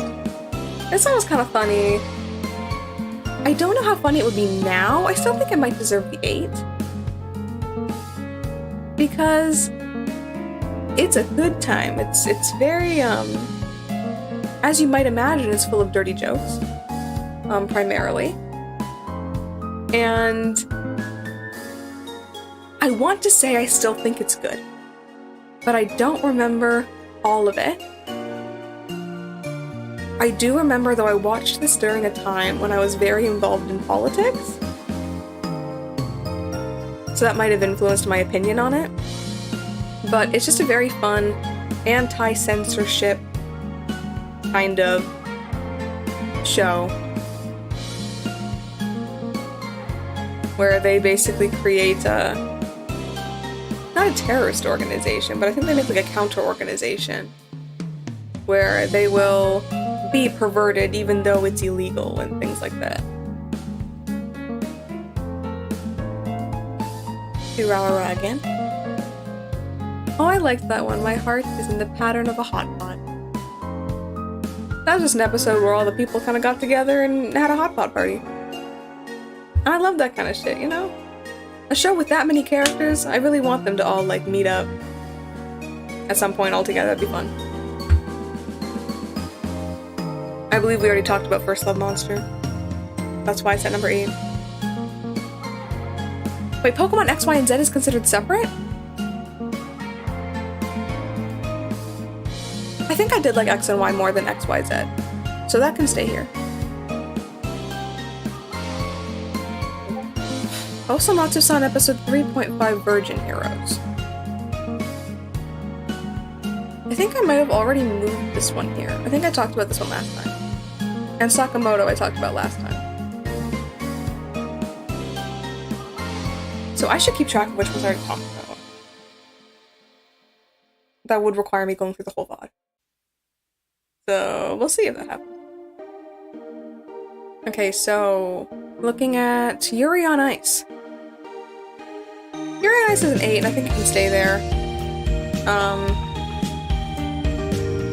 Yeah, so Yuri on Ice, what I wanted from it wasn't what I thought from it. At the time, sports anime was kind of at its peak, I think.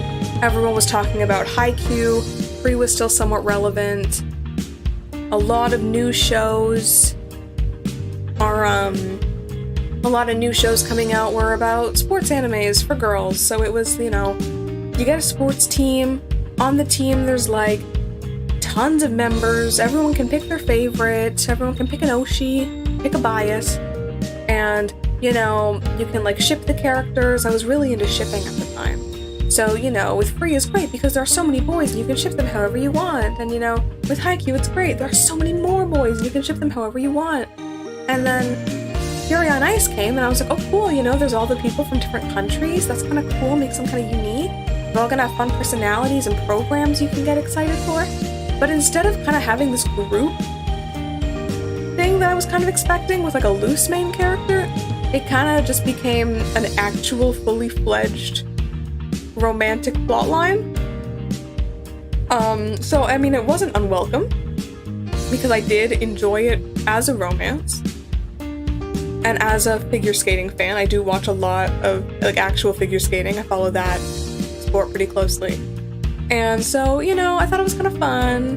A little fun, you know, combination of two things I really like, anime and figure skating, and it wasn't what I wanted it to be. Oh, but one second, there's one thing I want to complain about. Just remember something about this, going back to dub talk. So, this anime, in its original Japanese, has a cameo appearance from, like, one of my absolute all-time favorite figure skaters. And I'm gonna pull it up. I'm gonna see if it's gonna be on here. It better be on here. There's gonna be a lot on here. Let me just do a little Control F.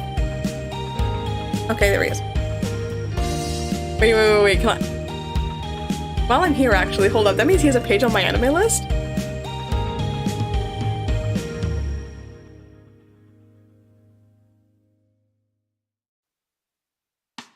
Great, okay. Wait, did I remove it? I clicked it twice. It's added successfully. Okay, we'll take that. Sorry.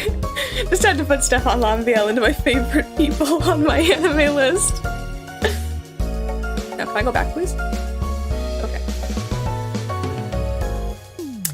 We went back too far.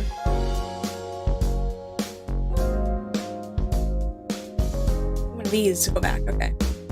Okay, good. And one more.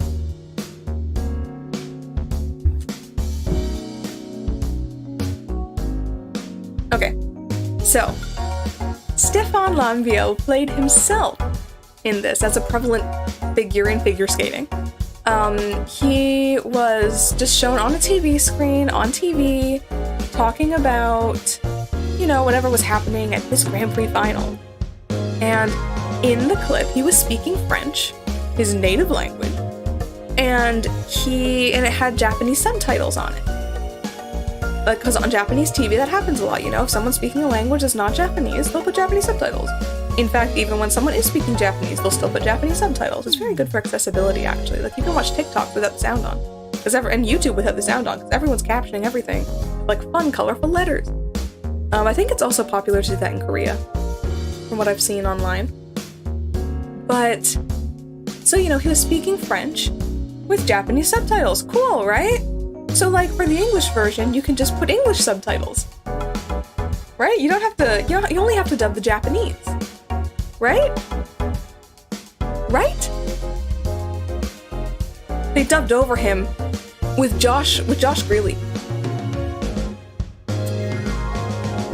Which is, I hate to say it, but one of the most generic voice actors in Funimation. I think he even played Yuri, like the main character in this show. And so they dubbed him over.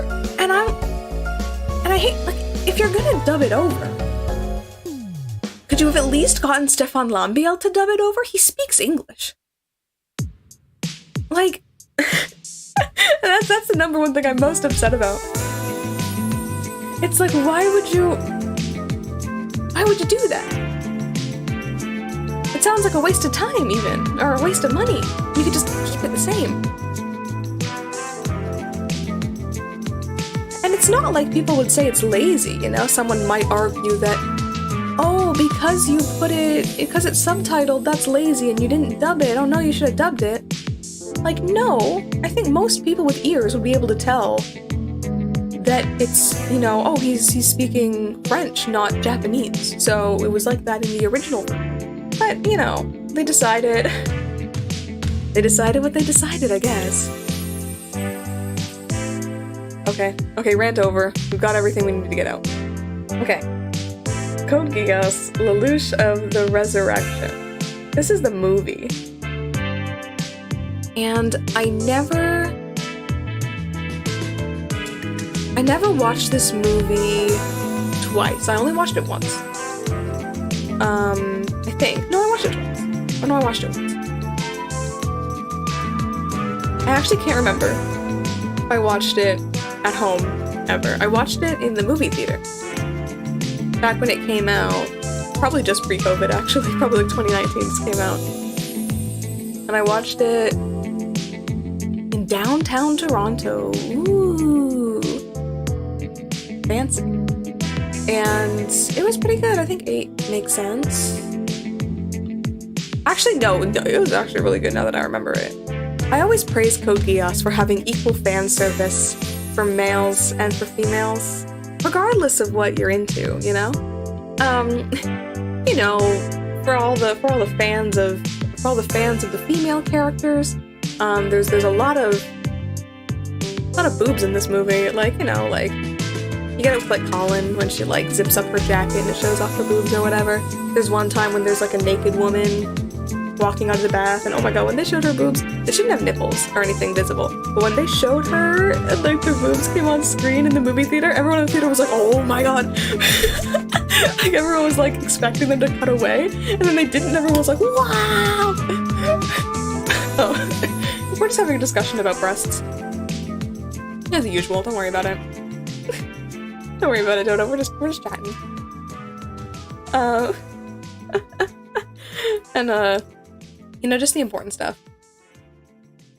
And, you know, there's also fan service if you like male characters, like when Suzaku gets tied up and whipped, and when Lelouch loses his mind and reverts to the state of a terrified child.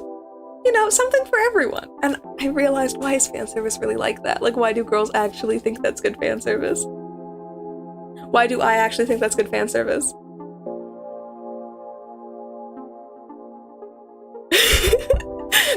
You know what? I never knew when to use that emoji, Dodo, but you are correct. This is the correct time to use that emoji. I understand it completely. Understood. Okay, moving on. It's Osamatsu-san Season 2. 8. Yeah. It wasn't as good as Season 1, but it definitely wasn't as bad as Season 3. B-Project Zecho Emotion. I gave Kodo Ambitious a 9. This is Season 2, so I think 8 makes sense. It wasn't as good as the first season. But you know, it's still B-Project, it's still good. A lot of these shows with multiple seasons I placed just based on where the other one was. I think 8's the biggest category and we're almost done. Oh my god, let's go. Okay, so, the movie for Osamatsu-san. I actually quite liked it. I thought it was very interesting that we took these characters that we already knew so well by this time. I think this was after Season 2. And then they kind of said, well, what if they were like completely different people in high school, you know? It's that kind of trope where like a lot of people, you'd be surprised what they were like in high school versus if you know them now. I think I'm basically the same as I was in high school. Although, you know what? No, I've calmed down a lot more. I'm a lot more calm now, believe it or not. Not nearly as crazy as I was back then. But yeah, it's kind of a cute little concept. I enjoyed the movie. The main plot of the movie wasn't interesting, but the premise and the execution was alright. Saiki Kusuro no Sign-On Final Arc. Man, I wasn't even talking about, like, that level of crazy, but, like, yeah. I mean, I'm glad I didn't get an ulcer in high school. Nah, that'll come later. That'll come later. I feel like there's, like, a 80% chance I'm gonna get an ulcer at some point. We just gotta live with it. Could be worse, you know? That's an internal problem, you know? That could be, so it's okay.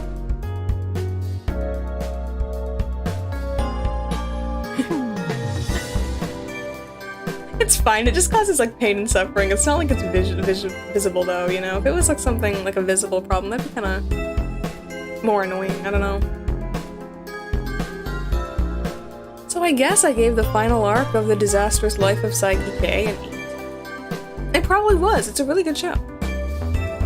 All the seasons are good. I don't remember how it's different.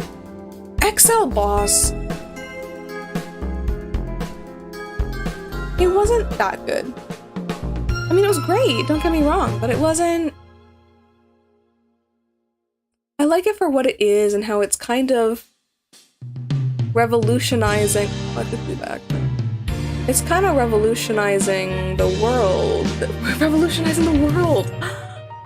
Let's go! No, it's just kind of, you know, it's kind of a new thing. Because, yeah, it's another show of questionable intent. But I mean, like, it's not every day you get something like that that's meant for women to watch. So it's kind of neat that this is kind of something that's been happening. I like this one more than the Fireman one. I don't know, I just wasn't really into that one. Next up is a wholesome show, for the most part, called The Gokusen. Ooh. The art style for Gokusen is not my favorite. The show itself is alright. The dub was kind of weird. Like, it wasn't bad. It was just weird. I think it's like an early NYAV thing. I don't know who the director was. It's either Mike Sinter-Nicholas or Dan Green, I think, in this time period. I almost said in this timeline. Like, yeah, in this timeline, I guess, as well. But, yeah, so I think a 7. No, we're in 7th. I think a 7 is a good fit. I think it was Dan Green, too. Weirdly enough. Although I don't think... Was he in it? Like, he was. He did, like, an additional voice near the end, so I guess that makes sense if he was directing it. He could, like, be, like, a fill-in at the end of it pretty easily. But Gokusen is a great story about a young woman who has a Yakuza family, but she wants to be a teacher at a high school. But she ends up, the only job she gets at her first time is at a school famous for delinquents, and nobody really does learning or gets good grades or pays attention or listens to authority. And so she manages to, you know, level with the kids, relate with them, and kind of, you know, it's like one of those, like, I feel like there's a lot of stories like this, where it's like, oh, the troubled kids meet the good teacher, and then they turn their life around and all that. So it's that kind of thing, but with the extra added part that it's really funny when she, like, starts pulling out, like, Yakuza words. Or when she starts, like, trying to explain it in a way that's okay, and then the staff get mad at her and stuff. But I liked the drama more. There's a J-drama for this, and I think that was a lot better than, like, the anime version. The anime version is relatively short, based on the manga. And, yeah, the drama version's great. I watched the first season, which is the same, kind of similar, almost, to the manga. There's a few differences. But they cut out a few characters, added a few characters, changed a few characters' relationships, but for the most part, it's very similar. I realize saying that now, it sounds like it's nothing the same. But, I don't know, the drama's better. But if you want to watch the anime, watch the anime. The dub's tolerable, of course, it's got a good cast. Unfortunately questionable direction. Now, is it the same level as Inuyasha? Yeah. Okay. I think so. Inuyasha's very different, obviously. It's a very popular... very, very popular anime. But I don't have... Oh my god, Kuma in the... No, for real. No, Kuma from Gokusen in the drama. He's so... I don't know. But the acting, even, I think, is, like, more believable than I've seen in most J-dramas, too. Like, it felt really real. And Kuma kind of became the main character in the drama. Almost. Like they had a lot about him. But I just remembered commending the stuff at the anime. The vibes are not the same. Okay, but my problem with Inuyasha is like I watched it like 3 times at least, maybe 4. And I like the vibes, but I don't really like the characters that much, with the exception of Sesshomaru. I like Sesshomaru very much. I think, yeah, Sesshomaru has really good character development as well. And he's the main reason why I might end up watching Yashahime again. Actually finishing it, maybe.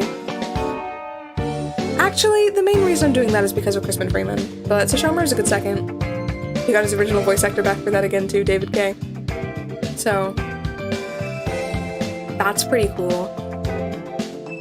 But overall, I didn't really like it that much. This is the other Ranma movie I was talking about that I gotta find the voice actor for, so give me a sec.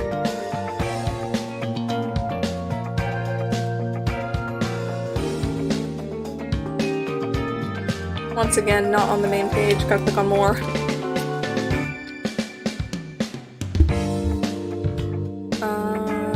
Where is... I don't even know the name of the character.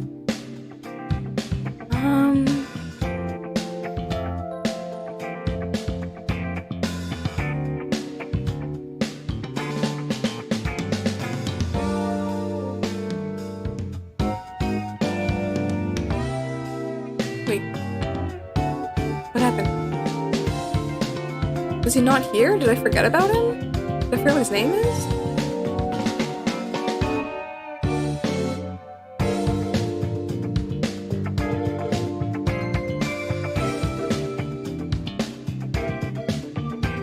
Okay.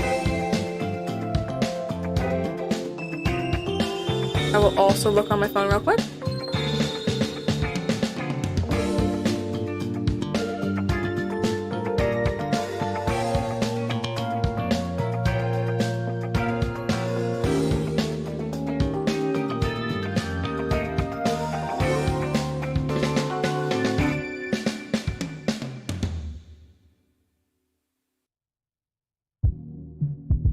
I'm not seeing it on this list either.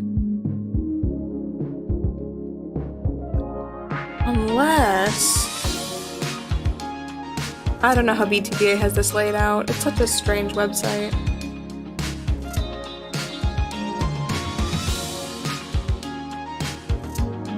Oh, they do have the movies separate, okay. Some people consider the movies a part of the OVA.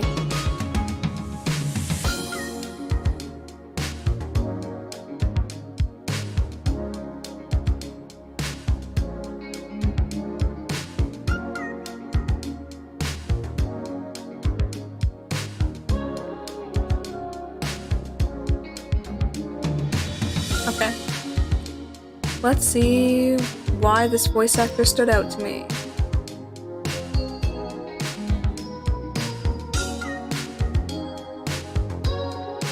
He did a lot more than I thought. Maybe they recently found out more about him.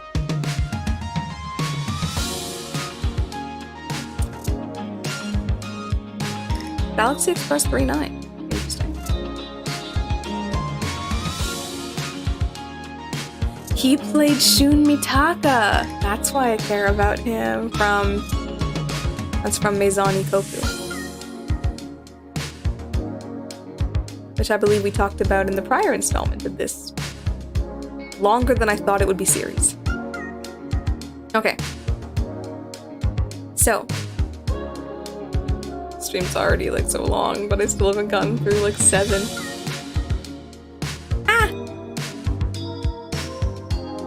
So Inuyasha Movie 3, Swords of an Honorable Ruler, yeah, it can stay there because it wasn't great, but it had Sesshomaru. Affections Touching Across Time. I don't remember if that one is as good as the other ones, so I guess I can keep it there. Oh my god. I didn't realize they rated Yu-Gi-Oh! GX so low.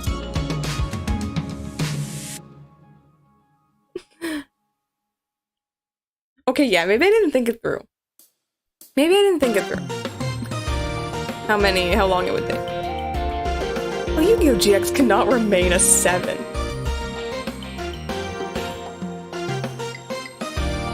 I think it's a 9. It's a solid 9. For real. Yeah, I know, I feel so bad now. It's like Moe Moe June is here and I'm talking shit about Yu-Gi-Oh! GX? No, it's a 9 out of 10 now.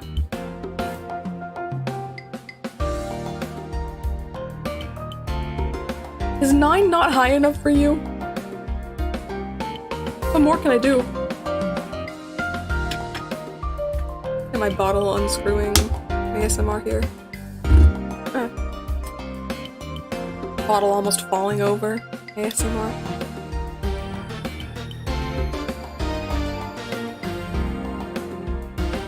I think 9 out of 10 is a good score for Yu-Gi-Oh! GX. The dub is really good. Really love the dub. Japanese version has some good merits too, I think. Okay, how many more are in 7? Oh boy, okay. I want to get through 7, and then also talk about seasonals. So Slayer's the motion picture, 7 out of 10, that makes sense. Once again, it's one of the Hello? Once again, it's one of the Slayers that was dubbed by different people. It's an OVA series, technically. And I don't really like those as much. But the movie was pretty okay. Can't say it was good. Chaos Century Beast Warriors. It's an interesting program. I've been trying to convince June to watch it more. Because the dub is such a strange cast. If you want to listen to Liam O'Brien make weird bird noises, this is the show for you. You know? If you want to watch, like, I don't know. What else is here?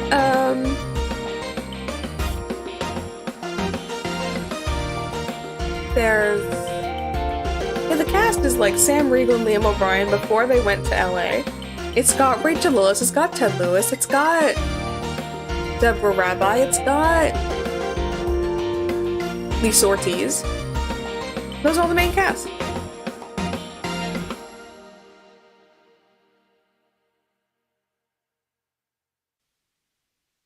I'll talk about Escargoon in my chat, oh my god.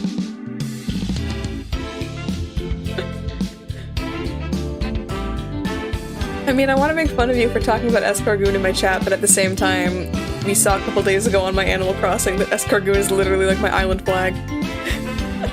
A design I found online of Escargoon.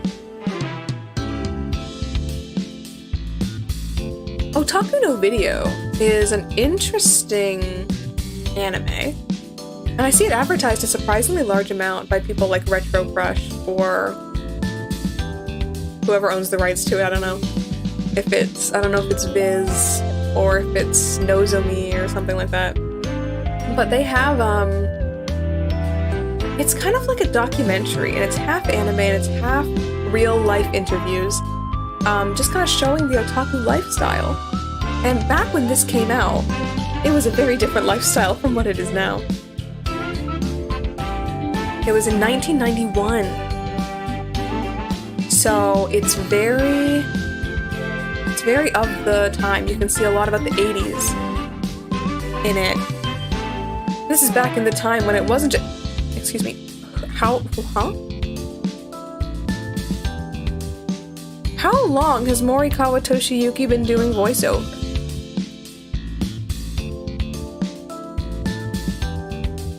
Okay, sorry, I just got really distracted by that. I was like, what? Huh? But yeah, so... I love the art style of this. It's like everything I like about the 80s in this art style, and that's why I decided to watch it, actually. The art style threw me in. But it's just about the otaku lifestyle, not just anime otaku, but also train otaku, military otaku. I think there's an anime otaku is one of them, game otaku, all the different types of otaku that were really equally prevalent back then. Nowadays, the term otaku is almost exclusively used for anime fans and manga fans. And even then, nowadays, anime is pretty common in Japan and even the West. So otaku really only describes people who I think are really into it these days. You know, the kind of people that go to Akihabara every day after work to go to the arcade, or people that buy all those indie PC games and stuff. So it's very interesting to see, like, real people's thoughts on it as well in the live-action segments. Or on High School Host Club. We're changing gears pretty severely here. Or on High School Host Club is like, for those who don't know, Or on High School Host Club is a show about a young girl who enters this rich high school on a scholarship, even though she's just middle class. Maybe a little bit lower middle class, but very middle class. Tokyo area kind of lifestyle.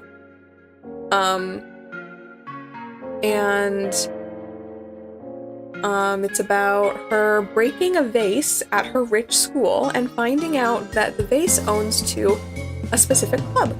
It's owned by a specific club. I'm good at English. It's owned by a specific club, and that club says, here's how much it costs to pay for it. And she's like, I cannot pay for that. But they all think she's a dude because she just wears, like, sweater, short hair. You know, not particularly feminine. I'm not getting into any headcanons people online seem to hold about this. And then they were like, okay, so you can pay for it then by being a host at our host club. So they have, like, a high school host club, which is, like, the girls come and they pay to drink coffee and tea, I guess, with all the pretty high school boys. And that's the main premise. It's very well received, I think. Watching it back these days, it's very dated.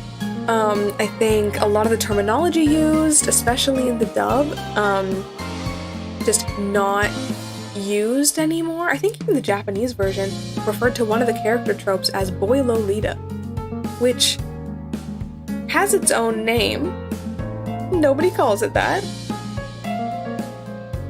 I really enjoy watching this show. Even rewatching it several years later, I could really, like, keep getting into it. I like the characters. I think it could have been better if they did what the author had originally intended. There would be a different main love interest, and I think they could have gone more into the, oh, who will she be with kind of idea, but they really, instead, I think it was very clear from the beginning who she was going to end up with romantically. But dude, imagine my shock after playing Persona 3 when I found out that it was Vic Mignogna doing the main love interest in this show. Oh man, I was like, huh? What? Because this is like the third or fourth anime I watched back 10 years ago. Oh my god. So yeah, I think it's nowadays we have to wonder about certain things they talk about and certain things they say and certain things they get away with. But I think if you can ignore all of that, it's still a very fun show to watch. People on TikTok were obsessed with it a couple years ago. Oh my god. It was like Tumblr all over again. So I think because of all those TikToks, even the younger Gen Zs are aware of this anime these days, which is good that it stood the test of time. Which, you'd think this is the last anime I'd expect to stand the test of time. But, I mean, if it's got good characters, got good story, people are interested. Slayer's Return, I don't even remember it though. Yeah, sorry. I hit the microphone with my pen. Slayer's Return, I'm gonna change because I don't know what happened in it. Dude, I'm still thinking about Ouran. I have such fond memories of watching Ouran at, like, my grandparents' house. Like, using a laptop and, like, moving a little pull-out couch over so it faced the laptop and, like, watching it.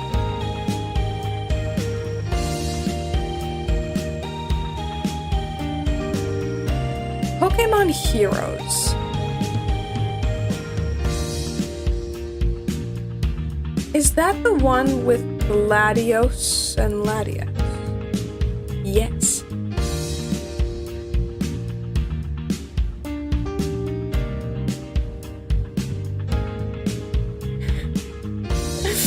Yeah, they used a lot of that kind of strange setup. Like banana peels, right? To try to get them to progress certain story points, I guess. But no, scuffed setups are not new for me. I don't know how to function without a certain level of scuff. It's part of who I am at this point. Pokemon Heroes can stay 7. It was alright. It wasn't special. Same with Deoxys, although... Is Deoxys the one with Rayquaza?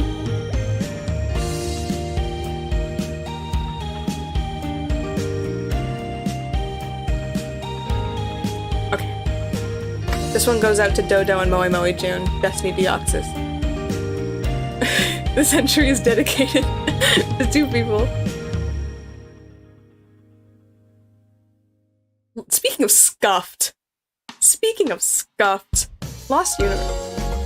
I actually recently... Rayquaza goes 8. Like, Rayquaza is what they called him, right? Or is it still Rayquaza? I don't know. Lost Universe. I got the Laserdisc for this recently, actually, for one of the episodes, and it has everyone's favorite Yashigani episode. And I can't wait to see if it's the old one or not. This series is basically by the same author as Slayers. Same author as Slayers, same animation studio as Slayers, I believe. They just picked up, maybe not the same animation studio. Maybe, I'm not actually sure. But it did take the same place as where Slayers Try used to be televised. Because they did like a Slayers every year. So this is what took that slot afterwards. It's by the same author. And it uses similar character names. So we see things like Vorfeed. Vorfeed being one of the Slayers lore is very deep. And I don't know if I'd love to talk more about it though. If anyone out there wants to know more about Slayers lore, hit me up. So I just had an idea, I'll write it down later. But so, you know, they're using names of things that kind of existed in Slayers as well, kind of nodding at that. Very similar cast to Slayers. We see a lot of the same people popping up throughout. And people used to call it Warfeet. No! Don't say that about Vorfeed ever again. Although some people call it Volfeed. I don't remember what they called it. I watched the dub of this. Oh my god, no. The dub for this anime is so bad. They didn't dub it with the same people as Slayers, I can tell you that for a fact. I don't even know if the cast is going to show up here, because there's a bunch of people I'd never heard of. Oh, we're getting some information. I don't even know if I should be putting the dubcast on here if I'm slandering them. I don't know what happened. Volfeed especially. Yeah, Volfeed. Or Volfeed. Yeah, not every actor was bad, but Volfeed. Canal. Her voice was just, she yelled everything. And she didn't even, like, sound... She just always had the same tone of voice yelling like this, and she'd occasionally try to be cutesy, or like she would like lisp some things, and I'm like, what is happening? What emotion are we conveying? I laugh out loud whenever something actually serious happens. It was... Why was it actually just like Raku-chan from Yanako Sugar Girls? Really, that feel like it's a very similar vibe the more I think about it, actually. Thanks for pointing that out, I'll never forget. But what else did it remind me of? There's another voice I'm thinking about right now, another audio clip.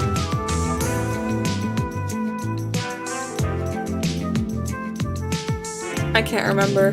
But oh man, it sure is something.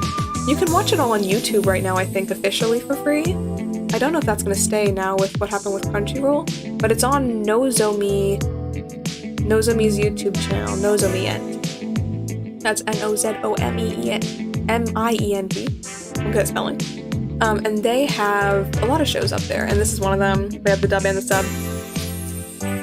This show is also infamously bad in the Japanese version. Because of the infamous Yashigani episode. This was so influential, this Yashigani episode, that when it happens in other shows, people still call it that show's Yashigani episode.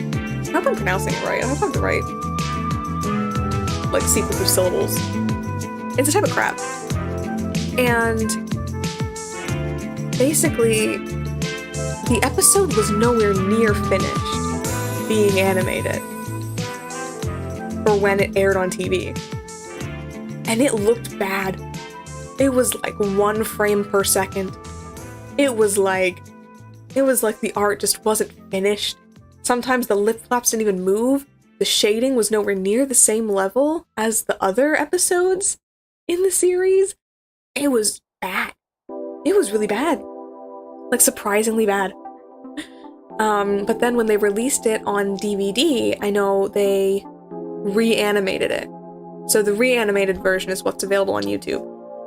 But if you look up comparisons, you can find some. I think there's a lot of comparisons, specifically with one of the Spanish dubs. There's a lot of comparison videos you can find for the animation. And I don't actually know which version is on the Laserdisc I bought. It's part of the reason I bought it. It was like $3. And the screenshots on the back look of lower quality than the other episodes. So we'll see which version they released on Laserdisc. Okay, moving on. Save Me Lollipop is an anime that June really wanted me to watch. And I did. I watched 12 out of 13 episodes and then dropped it. I really just couldn't get that final push to finish it. It did not grab me. I gave it a 7 out of 10. 7 out of 10 couldn't finish it. Maybe a 6. It's not bad. It's got a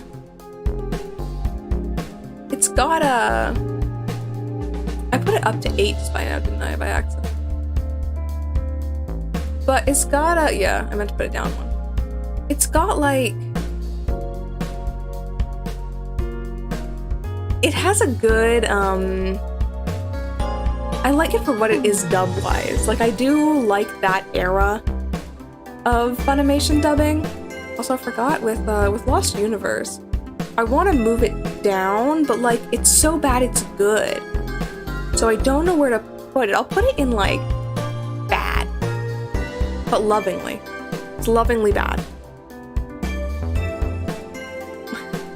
So, Pokemon Advanced I gave a 7.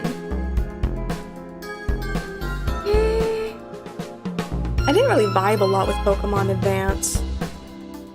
Actually.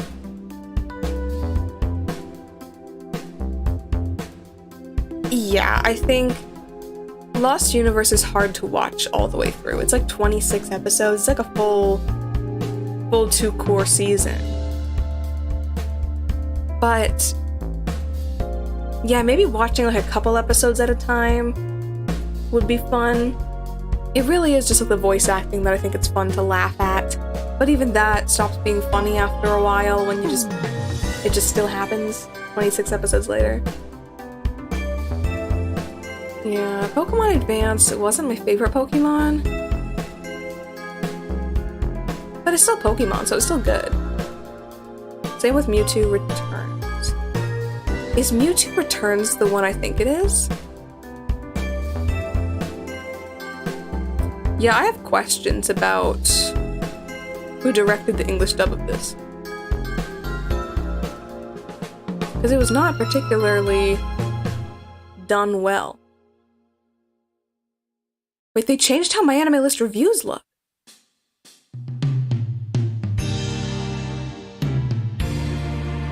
Like, isn't there supposed to be like a number rating up here? Of like how many stars it is? Now it just says mixed feelings. Or recommended. Oh, it puts the rating at the very end. Oh. That's kind of weird.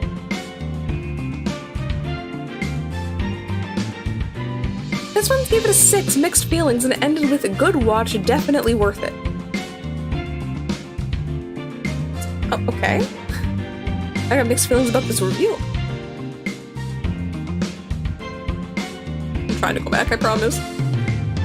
Oh no. I really hope I didn't go back too far. I think it's okay. Code Geass picture drama. Code Geass picture drama. Code Geass picture drama. 7. Yeah, sure. Was it better than season 2? No. Like, yes. I didn't really like season 2 of Code Geass that much. A lot of people did, I think. But I guess it's a good conclusion, but it's not as good as season 1. Season 1 had that good anime mix of like funny high school filler episode and we're literally robots at war episode. And I think I like that balance. You know, that balance where the character development is just as important.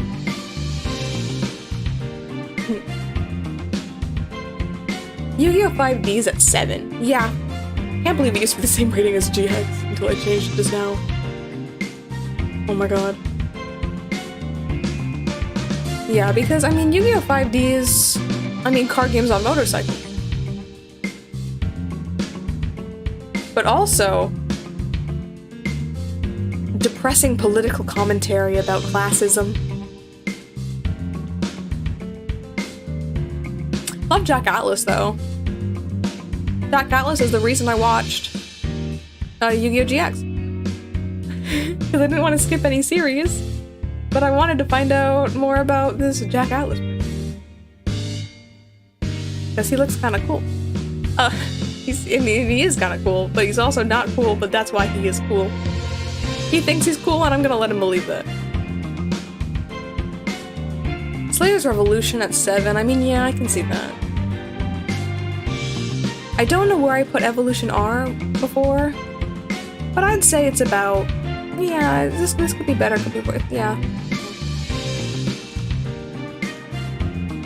This one is a Ranma OVA that was never dubbed, and it came out way later, so the art style's kind of weird. It was okay. It was pretty good, from what I remember.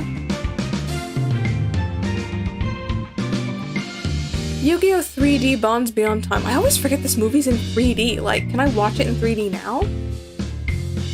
Like, when they say 3D, it's like a 3D movie, right? Or do they mean 3D like 3 Duelists? They could put 3D in the title of an English movie and not have people expect it to be. I'm not gonna find out what I need to know here. But like, if it's a 3D movie, like, I bought the DVD, but I bet the DVD won't have the 3D included. I'm assuming it's just like red and blue 3D. But either way, I'd love to see the 3D effect. Just to say I truly enjoyed the film, you know? Got Jack Atlas in it. No more important as Yugi. Shoutouts to Yugi.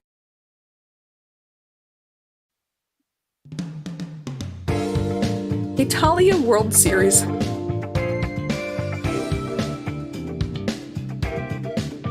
So Italia World Series is better than Axis Powers, both in title and in storylines. Never realized it before, but calling it Axis Powers Italia really does give it this kind of pride about the Axis Powers. And I don't know how I feel about that. I'm not necessarily supporting that particular political movement. But you know what? 7, See, I think 7 might be an okay rating for it. But I can't have it be the same rating as, like, Yu-Gi-Oh! 5Ds.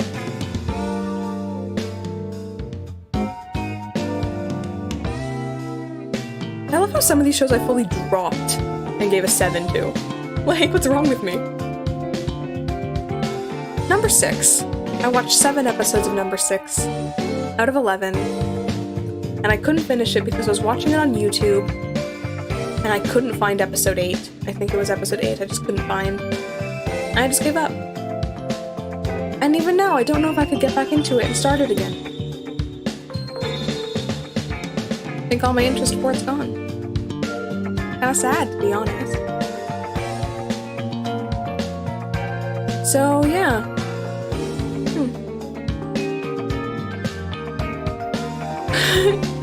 You still think about it? You still think about Number 6, June? I don't. Well, maybe the manga's better. I remember watching the dub, and I think... Is that with Greg Ayres in the dub? I think it's Greg Ayres in the dub. I don't know who played Nezumi. You watched the dub too, didn't you? Always make fun of me for watching the dubs of shows, and then here you are in the same time period as my dubs watching a dub. The nerve.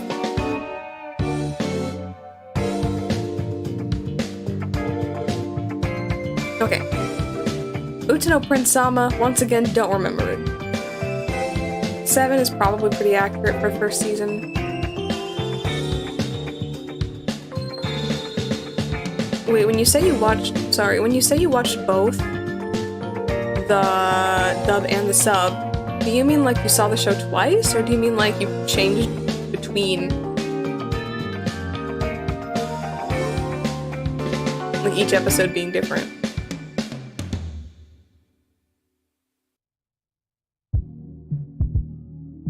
Like just partway through you started watching the Japanese version? That's kind of funny.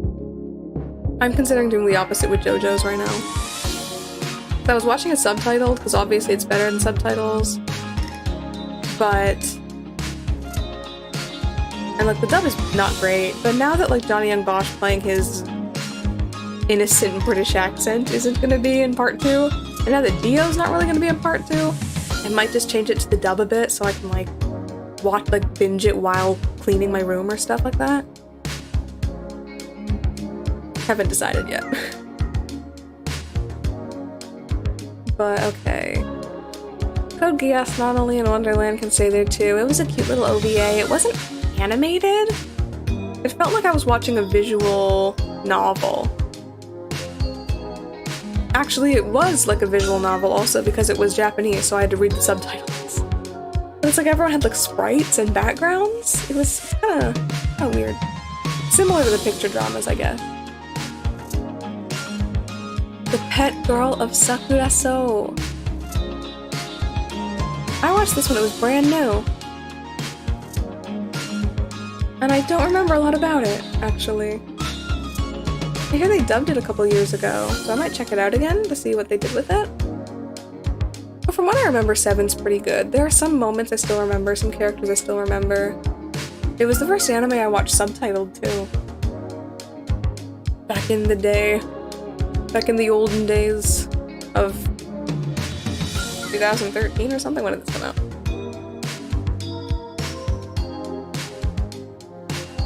(2012).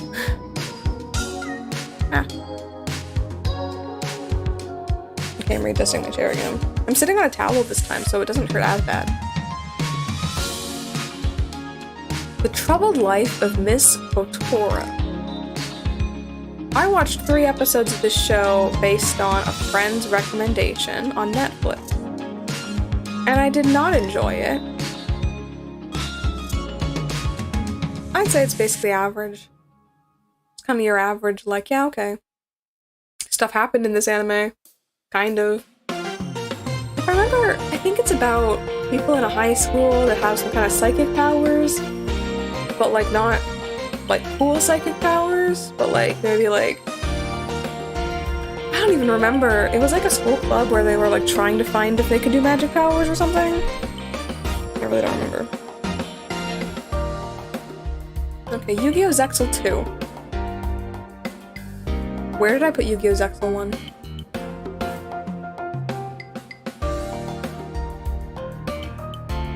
Excuse me, what? No, like, actually, what's wrong with me?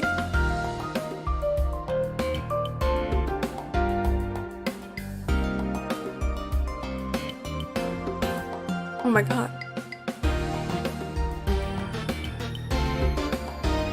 Yu-Gi-Oh! Zexal 2, I don't think is better than Zexal 1, right? Am I remembering this one?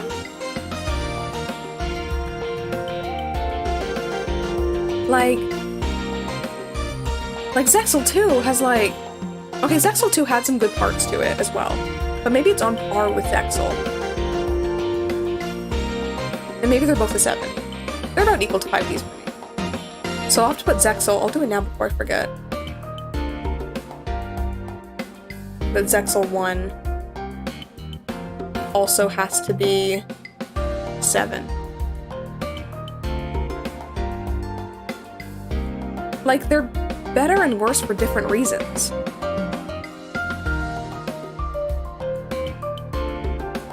See, I liked some of the Varian characters, like Alito, like Garog, like... Dumon? I think is his name? Like, they're all fine. I just hate Nash.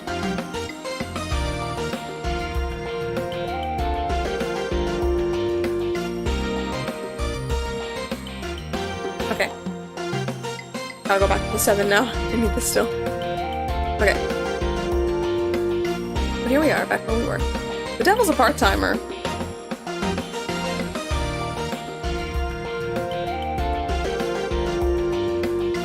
Tony fans are always taking L's.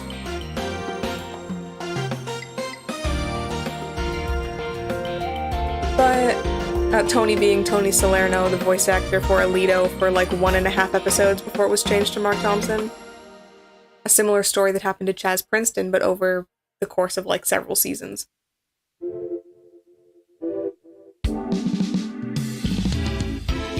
I still haven't watched the new season of The Devil's a Part-Timer. I don't really care to. Like, I might have some mild curiosity about it, but it's not a priority. Oh, actually, sorry, thinking about Tony Salerno still. I saw recently on Dan Green's Twitter that Tony is cast as a relatively important character in his audio drama, his illustrated audio drama. I saw Anthony Hayden Salerno written in the credits on that little video. So, yeah, and then in the comments, someone asked him, like, oh, when's this coming out? And he's like, unfortunately not soon. But we are still working on it. Like, they teased this back in, like, 2018, or even 2017? That's how he was credited, as Anthony Hayden Salerno. What else am I supposed to do? Call him Pony Salerno.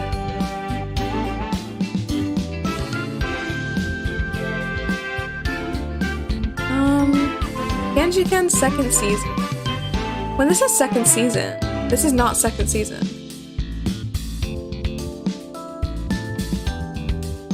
Yeah, this is Nidaime. Which actually means second generation. Which is a more accurate thing to call it. It's not the second season. The second season already happened. Oh, Genjiken season 2.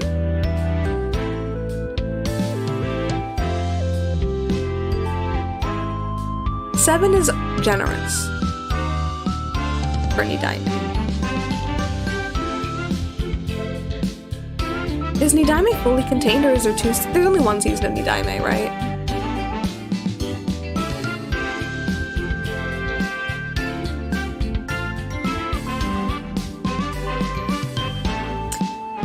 I want to say it's slightly below average, but I liked it enough. I'll give it an average. It's not that it's good or... No, I'm gonna give it a bad. It's not that it's good or bad overall. It's just like when you compare it to what it was before, it's not. I'd still like to see it dubbed, though, if they could get, like, most of the original cast. I'd love to see that. Might make it a bit more tolerable, you know? I think Haikyuu can stay at 7. I watched 17 episodes of Haikyuu back when it first came out, and then I gave up and dropped it. And I almost wish I didn't, because there's so much, like, fan service and support for it. It would be nice to be able to, like, go to the store and find my favorite character on everything, instead of searching for hours and coming up with something I kinda know. But you know, we only can do what we can do. So, but yeah, 17 episodes. I know most of the characters from season 1. Don't know their names. Yu-Gi-Oh! Arc 5 is more than a 7. It has to be an 8, because if all these other shows are 7s, I liked Arc 5 more than Zexal and 5Ds. So it gets an upgrade. Congratulations to Yu-Gi-Oh! Arc 5! It has Silvio and Jack Atlas. Jack Atlas is better in 5Ds. But this one still gets extra points for having Jack Atlas in it. Free Eternal Summer. That sounds about right. Watched that one back in the day as well. Okay, yeah, Jack Atlas in Arc 5 was missing everything about Jack Atlas that I liked. Like, he was still cringe, but it wasn't like... It didn't feel as genuine. And, like, he wasn't stupid in it. He was like, oh, I'm so wise, here's my advice. Or like, oh, you know, he's the one to beat and he's so mature. And I'm like, Jack Atlas is not mature. Like, this is the same guy that, oh, what happened? This is the same guy that wanted to track down a criminal not because he stole, like, super expensive, like, technology and program coding that he and his team would have used to, like, save the world. No, he was more concerned that someone stole his instant noodles. Like, this is the same guy that you think is, like, the most mature person who can give advice to the children. Like, yeah, sure. Sure, guys. Okay. I mean, I agreed with him. Like, I'd be pretty pissed if I lost all the noodles. Bro should be pretty pissed about it too. It's the only cheap thing Jack eats. He spends like $1 on instant noodles, but he spends like $30 on coffee. Barakamon. Barakamon is the anime about the calligrapher who goes out to a small town to be inspired for calligraphy or something. Or his parents make him go, or I don't remember why he went. It was okay. So, yeah, sure, it was good. Objectively. Hime Goto is an anime I put on my list partially to make fun of someone I know IRL. Because this person would always show me his anime list, not on MyAnimeList, but on like a phone app. And I'd be like, what's that doing? Because I'd seen it, but I didn't put it on the list. It's like an ecchi. It's an ecchi about Otoko no Ko. It's an ecchi about cross-dressers. So, do with that information what you will. We're going on to the next one, which is the Kirby pilot! Kirby pilot, let's go, Kirby pilot. The Kirby pilot is creepy. It's scary. Like it's scary. Like it's got some creepy animation. If you thought the regular Kirby animation could get uncanny, oh boy. Oh boy, speaking of Kirby, there's some news about the Kirby anime recently. I don't know if you guys heard that, at least for the Japanese version, probably never the dub, the Japanese version is getting an HD Blu-ray release. Huh? Pretty cool. Now I just gotta wait for someone who likes the show enough that they will re-edit all the 4Kids episodes with the new HD video. All 100 episodes. I'll be waiting.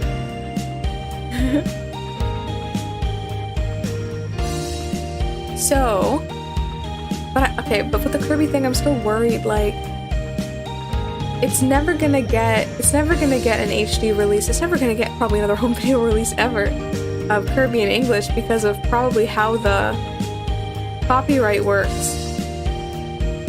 You know? And like, 4Kids doesn't really exist, so I don't know who owns that, who owns the rights to distribute that. Although, no, it's probably too much work to worry about. But they did re-release that one Gundam that was edited for TV alongside a new dub. So maybe if a company like Nozomi writes stuff, or a company like, I guess that's the only, maybe Discotech, you know, a company like that could do something maybe. But I'm extremely doubtful. Like, I would not hold your breath for it. That's a pipe dream. Okay, this next one is Star Mew. Star Mew is about boys in a special school for singing. Technically for musicals, but I never saw them do any acting. I watched it, I just remembered I watched it because of Koyasu Takehito, and in the end, I kind of gave up on it. I watched the first season, didn't watch the rest of the seasons. Sometimes I listen to the music on YouTube, but I don't need to watch the show to listen to the music. Utapri Legend Star. I still can't believe I watched all of Utapri. Like, what was I on? Like, I did not care too much for it. Okay, I dropped Ace Attorney because it was repetitive from the game. Tanaka-kun is always listless. Apparently this did pretty well in Japan because I still see there's like a lot of volumes of this manga. I see it at the store sometimes. I think 7's alright. It just wasn't... I might have really liked it at a different time. I think it has a lot good for it objectively. I put it down to a 6 personally. It's just a show about... It might be dubbed by now, but I watched the Japanese, so I don't have anything to say about that, but it's just a show about a guy who doesn't do very much. Very, very aloof. That's kind of it. Bananya. 7 out of 10. Oh, I'll take that. I'll take that.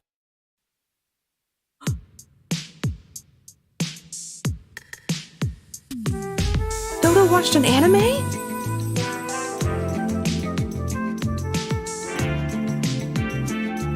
Cool. Would you give it a 7 or 6 out of 10? Dodo, or would you give it a higher rating? He's just like me for real, for real.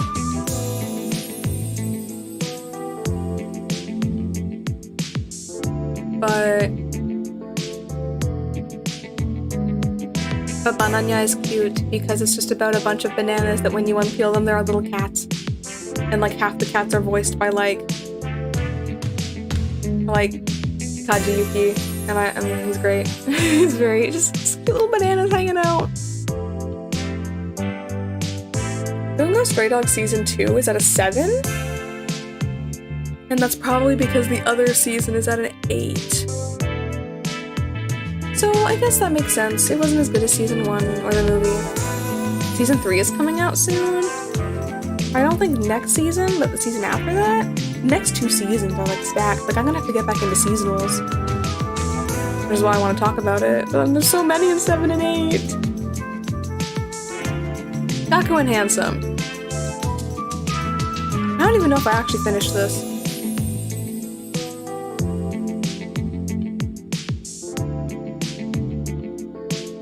Unfortunately, at the time this came out, I just really started like not caring as much about this type of show, this type of comedy, this type of parody.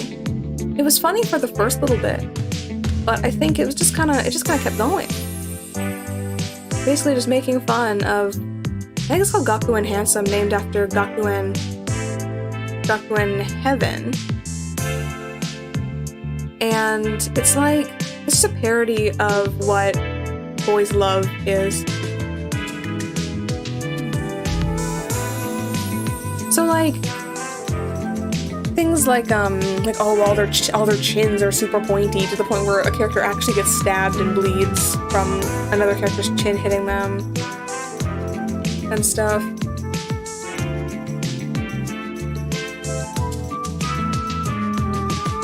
And then we already moved Sakamoto Desuga, that's why he's here. Fruits Basket 2019 first season, I think that's a good 7. Yeah, you're too Chad. Your jawline is too sharp. It's actually a hazard to those around you. But you know, once you see the art style, once you watch the theme song, that's all you need to see, I think. If you want to have a good giggle, I guess look at the theme song for Gakuen Handsome. I think it's a short series, so it's either the opening or the ending, or maybe there's only one.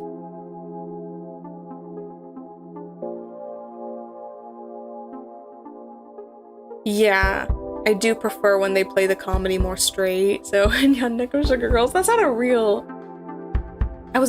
It's a real anime, but it's not like a professionally produced anime. It's like a doujin anime.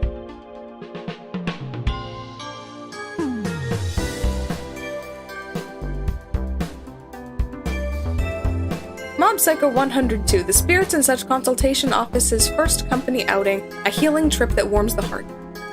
Did we need to put more words in the title? Like, we could have just called this Mob Psycho 102 OVA. But here it is. Very long. Okay, so this one, yeah. I think I can say it a 7. You know, say it was good enough. More Saiki Kusuo. Reawakened is the Netflix one, I think. So that's why it's rated a bit lower. Because I didn't like it so much. Hypnosis Mike. This is so popular in Japan. I'm so surprised, actually. Like, I heard about it on Twitter once as like just randomly. And then when I went to look it up, online, I was reading about it. It's like, it's insane. It's about, okay, I'll just explain it. It's about a society in which women took over the government and they banned all weapons, but they made these new weapons that are microphones called hypnosis mics.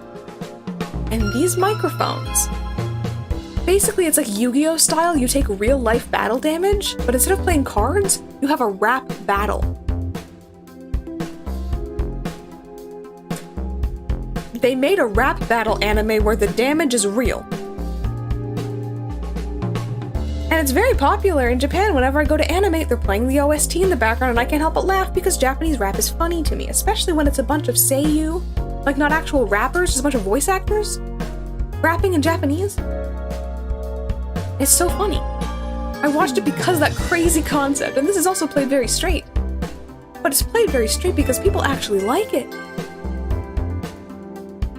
Which I think is insane. Like, who actually... Like, what? Who thought of this?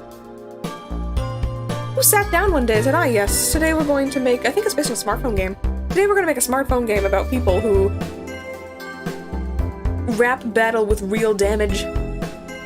And some of the rap battles are kind of crazy. Like, I remember one of them I was watching, and I was actually so shocked, and it's like, maybe because the culture's different in English-speaking countries, but one of the rap battles, like, one of the characters is like a military guy, and the whole rap against him, the whole diss track, was about making fun of veterans. And I was like, can you do that? Can you do that? Is that okay? And it's very shocking. But they really just jab at each other really hard. I'd recommend it. I think it's kind of funny. And it's all over Japan. They did a live concert a little bit ago online that was live streamed. And I'm like, oh boy, let's go watch the middle-aged men rapping. Let's go. It was so funny. It was so funny for real. Osomatsu-san the Movie Prologue Theater. I think that was just like a series of shorts to hype up the movie. It wasn't that impressive. I'd say it was on par with the third season. I didn't really particularly like either of them more than other seasons, but it's still Osomatsu-san, so it still had some good charm. Spy Family, I gave a 7 because it was good, but it wasn't as good as everyone was making it out to be. I don't know what Spy Family was like how it was perceived in like America, Canada, England, Australia as the main countries I hear about online. English-speaking internet, I guess. But in Japan, it is everyone's like life. Like everyone's watching this. Like I work with children, right? And even these first graders are talking about what happened on the show. And they're talking about Anya. And I'm like, oh my god. Like really, everyone's watching the show. And the second part comes out soon. Like it was set up to be 2 parts, like 26 episodes, but for some reason they put a gap season in between them. I mean, I'm glad they did because that's when I was able to catch up. But still. And that is my last number 7. And because that, we're gonna stop. Because 6 is also looking kind of long. And then 5 is short, 4 is short, 3... I can probably finish this in one final part. This will be a 3-part saga. But while I'm here... How do I get out of here? Okay. Now I'm going just to go to MyAnimeList, the main website, in order to look at seasonal anime. Ooh! Exciting.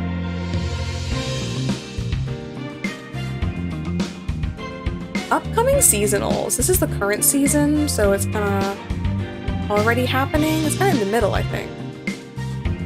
Because the new season starts in October, I think? So let's look at the fall season. Because I was talking to someone online, and it looks like it's pretty stacked. Oh my goodness. Already. Oh my goodness. Okay, yeah. Jeez. Oh man. Okay, see you, sleepy agent. Yeah. I'll see you next time. Have a good sleep. I know it's getting late. So Chainsaw Man. Everyone's looking forward to Chainsaw Man. Like everyone. It's everywhere. Mob Psycho Season 3. Everyone's looking forward to Mob Psycho Season 3. It's everywhere. Another season of My Hero. I thought... Well, I mean, I guess the manga's still ongoing, so that makes sense. But, like, still more. Oh my goodness, that's gonna be very popular. Spy Family Part 2. That's gonna be crazy popular. They're still making Bleach? I didn't know they were still making Bleach. I don't know what this show is, the second season of To Your Eternity, but I heard someone I was talking to is really looking forward to it. They're making another season of this controversial show again. Oh my goodness, I don't really care about it, but I know people are going to talk about it. Okay, finally, something I don't know. Soccer anime, okay. Probably pretty safe. It'll be big in its own community.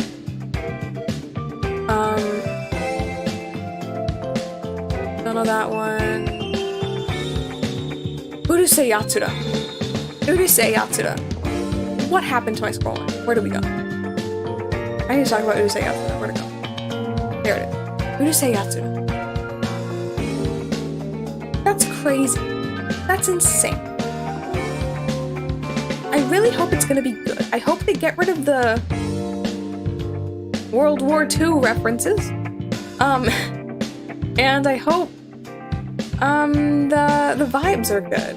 Because it's not gonna be possible to recreate the vibe of the original one.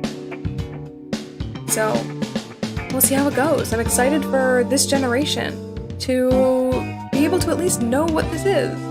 And maybe inspire them to look at some of the original content as well. I hope they remix Lum's Love Song. Or just have someone else sing it. Or even use it verbatim. It's a great song. There's a second season of Pop Team Epic, which I watched the first season. It was kind of alright. Probably not gonna watch season 2. Yowamushi Pedal's getting another season. That's people are gonna talk about that. Another Mobile Suit Gundam.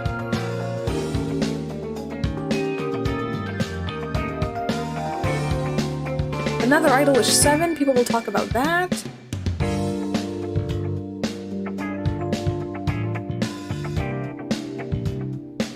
Another Pui Pui Molcar. Sorry. Pui Pui Molcar might not be a well-known series. I know some people are talking about it on Netflix because it's so cute. It really is like, it's CGI, it's these little fuzzy hamster cars, and they like drive around. It's very popular in Japan. Let's watch Idol 7 just for Ken. I don't even know which one he's in, or like how many animes there are already. You could be making a pretty big commitment. They're making another thing for Tiger and Bunny. That's super popular in Japan. Especially for like doujinshi. Movies.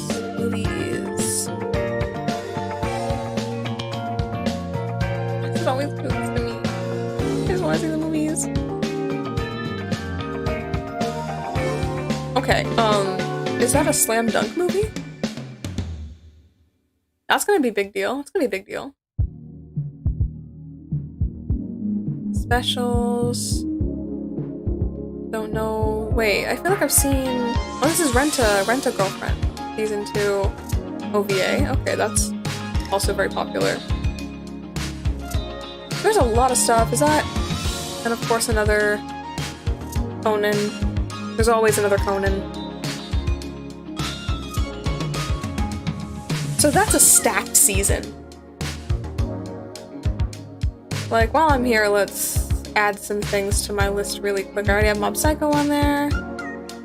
I'll probably watch The Spy Family, Part 2.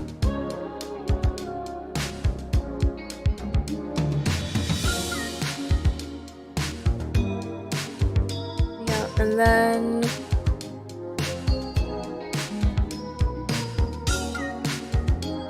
I already have this one on my list. I think those are the 2 big ones for me, personally, for this season. There's like those 3. Yeah, okay. And then, oh. Please don't do this to me, computer. Okay. The next season, if I remember correctly, is also freaking stacked. I can't tell if I clicked on it or not. Okay, I did. Okay. Yeah, immediately. Banger. Banger. I'm gonna add Bungo season 4 to my plan to watch. I will be waiting for the dub for Bungo 4th season, so I might not watch it as it's coming out. I might wait for the dub and then binge it.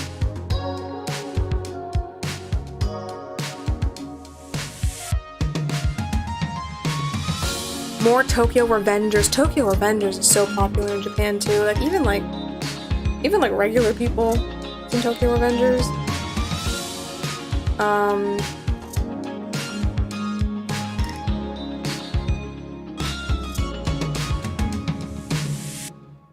Maybe a bit less stacked for the general population here.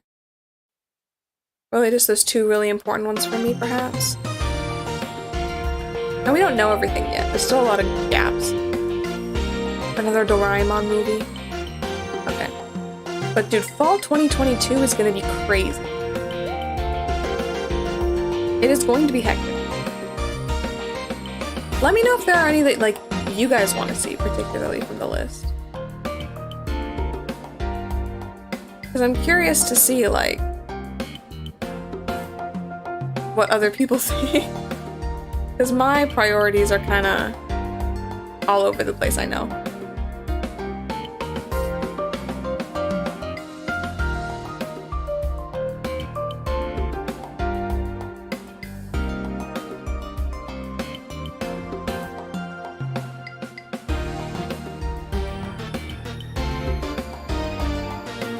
Yeah, dude, the mob is very hype. I'm sweating about the dub so bad. I'm so nervous about the dub of Mob. Oh my god. Everyone pray with me for the dub of Mob.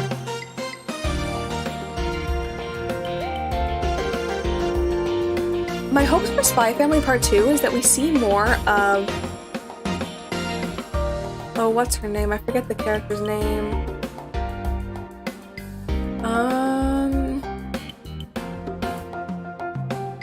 I'm gonna look it up. I'm gonna feel so stupid.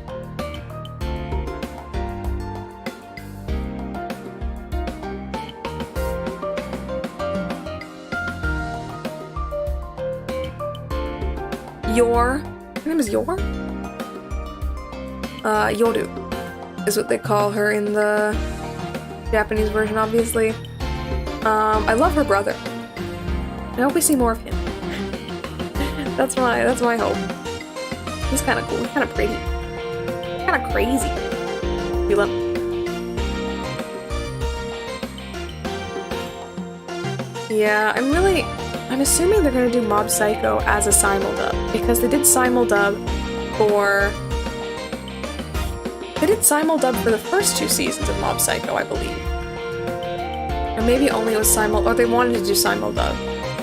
But then there was something with Crunchyroll Funimation and they didn't release it on time?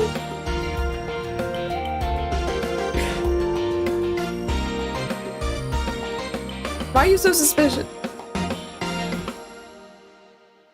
What do you think is better then? Who do you think is better then?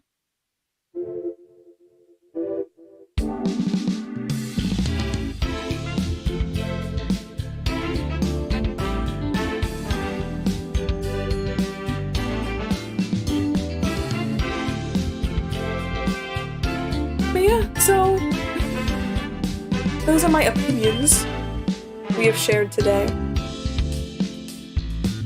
Yeah, well, who's better? Like, name a better character than I don't even know Yor's brother's name. Ow. Sorry. Hit my hand on the table.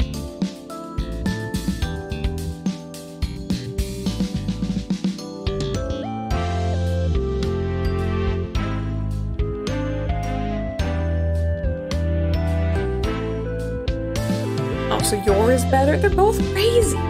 They're both insane. What are you talking about? Like, you're better than me. Oh, is his name Yuri? Yeah.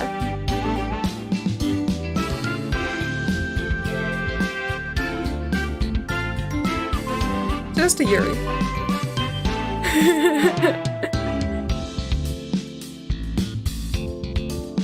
A good crazy? What do you mean a good crazy? She likes murdering people.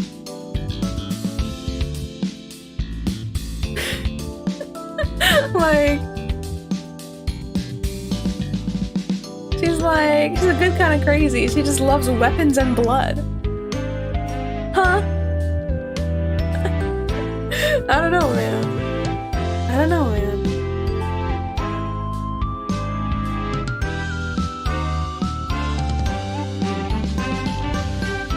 Don't we all? Don't say that. Don't we all?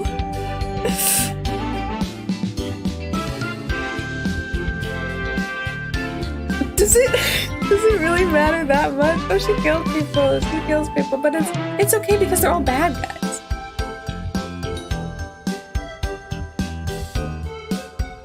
How does she know they're bad guys? Does she know them personally? No, for real. I'm not saying that you can't like her. I'm just saying don't act like she's better than her brother, who's also just like working for the government, you know?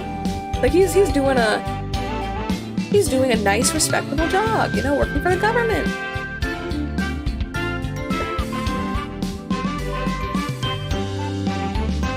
No, we love problematic characters, though, you know? Like, dude, my favorite Persona 5 is Goro Akechi.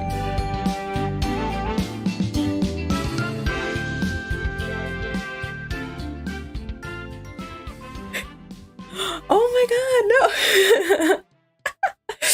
No, you know what, June? You have to watch Spy Family. It's pretty easy to get through. There's a dub if you want, but it's not very good. Okay, yeah, but like... Doesn't that make him kind of hot? That he likes torture, though?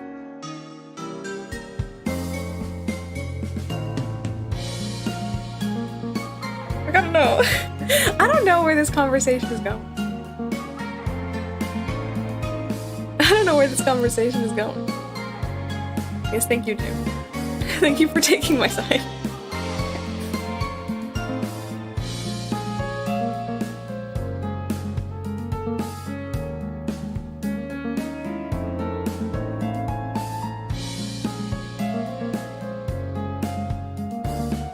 It certainly is, and I almost feel like maybe we should... You know what, Dodo? If you get it, you get it. And if you don't, I can't explain it to you. People are gonna watch the VOD and be like, what the hell are these people talking about?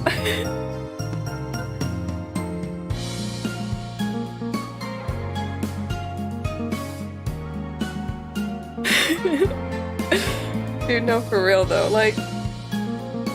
I'm gonna see if I can pull up a picture of who I'm talking about, so just so you can see... Just so you can see how cool he is. He has these cool red eyes, just like his sister does, but it's like... He's also like one of those kind of like, I don't know, he's like those characters where it's like... He normally acts like... I don't know how to describe it. Like, he's kind of one of those characters where it's like he looks all innocent and cute or whatever, and then he's like, guess what?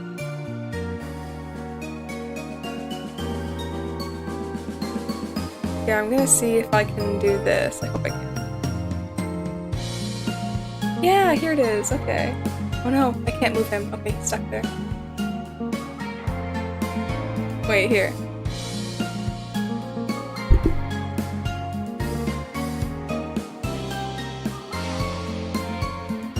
It looks like you rah-rah-rah. How could you say that? Or,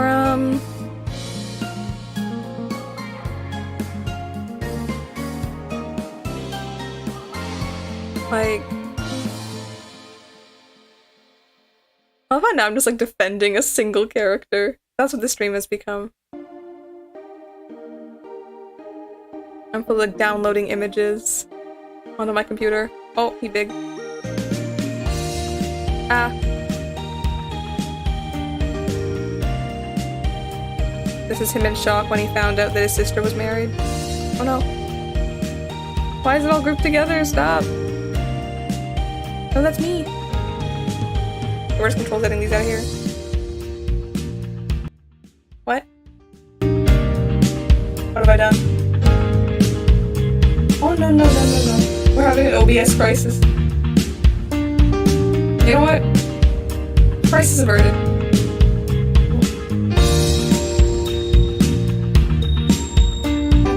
Okay, I think it's...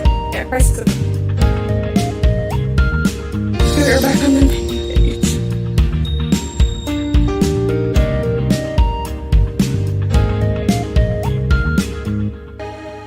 Everyone should give him a chance. Why am I hearing myself first? What did I do? What did I do? My desktop audio is really loud now, isn't it? I'm just gonna end the stream. This is where we're at. I'm ending the stream. Because I don't know what happened to my OBS, and we're basically done anyway, and I want to stop talking about whatever it is we're talking about. So... a scuffed ending to a relatively unscuffed stream. We love to see it, though. We love to see it.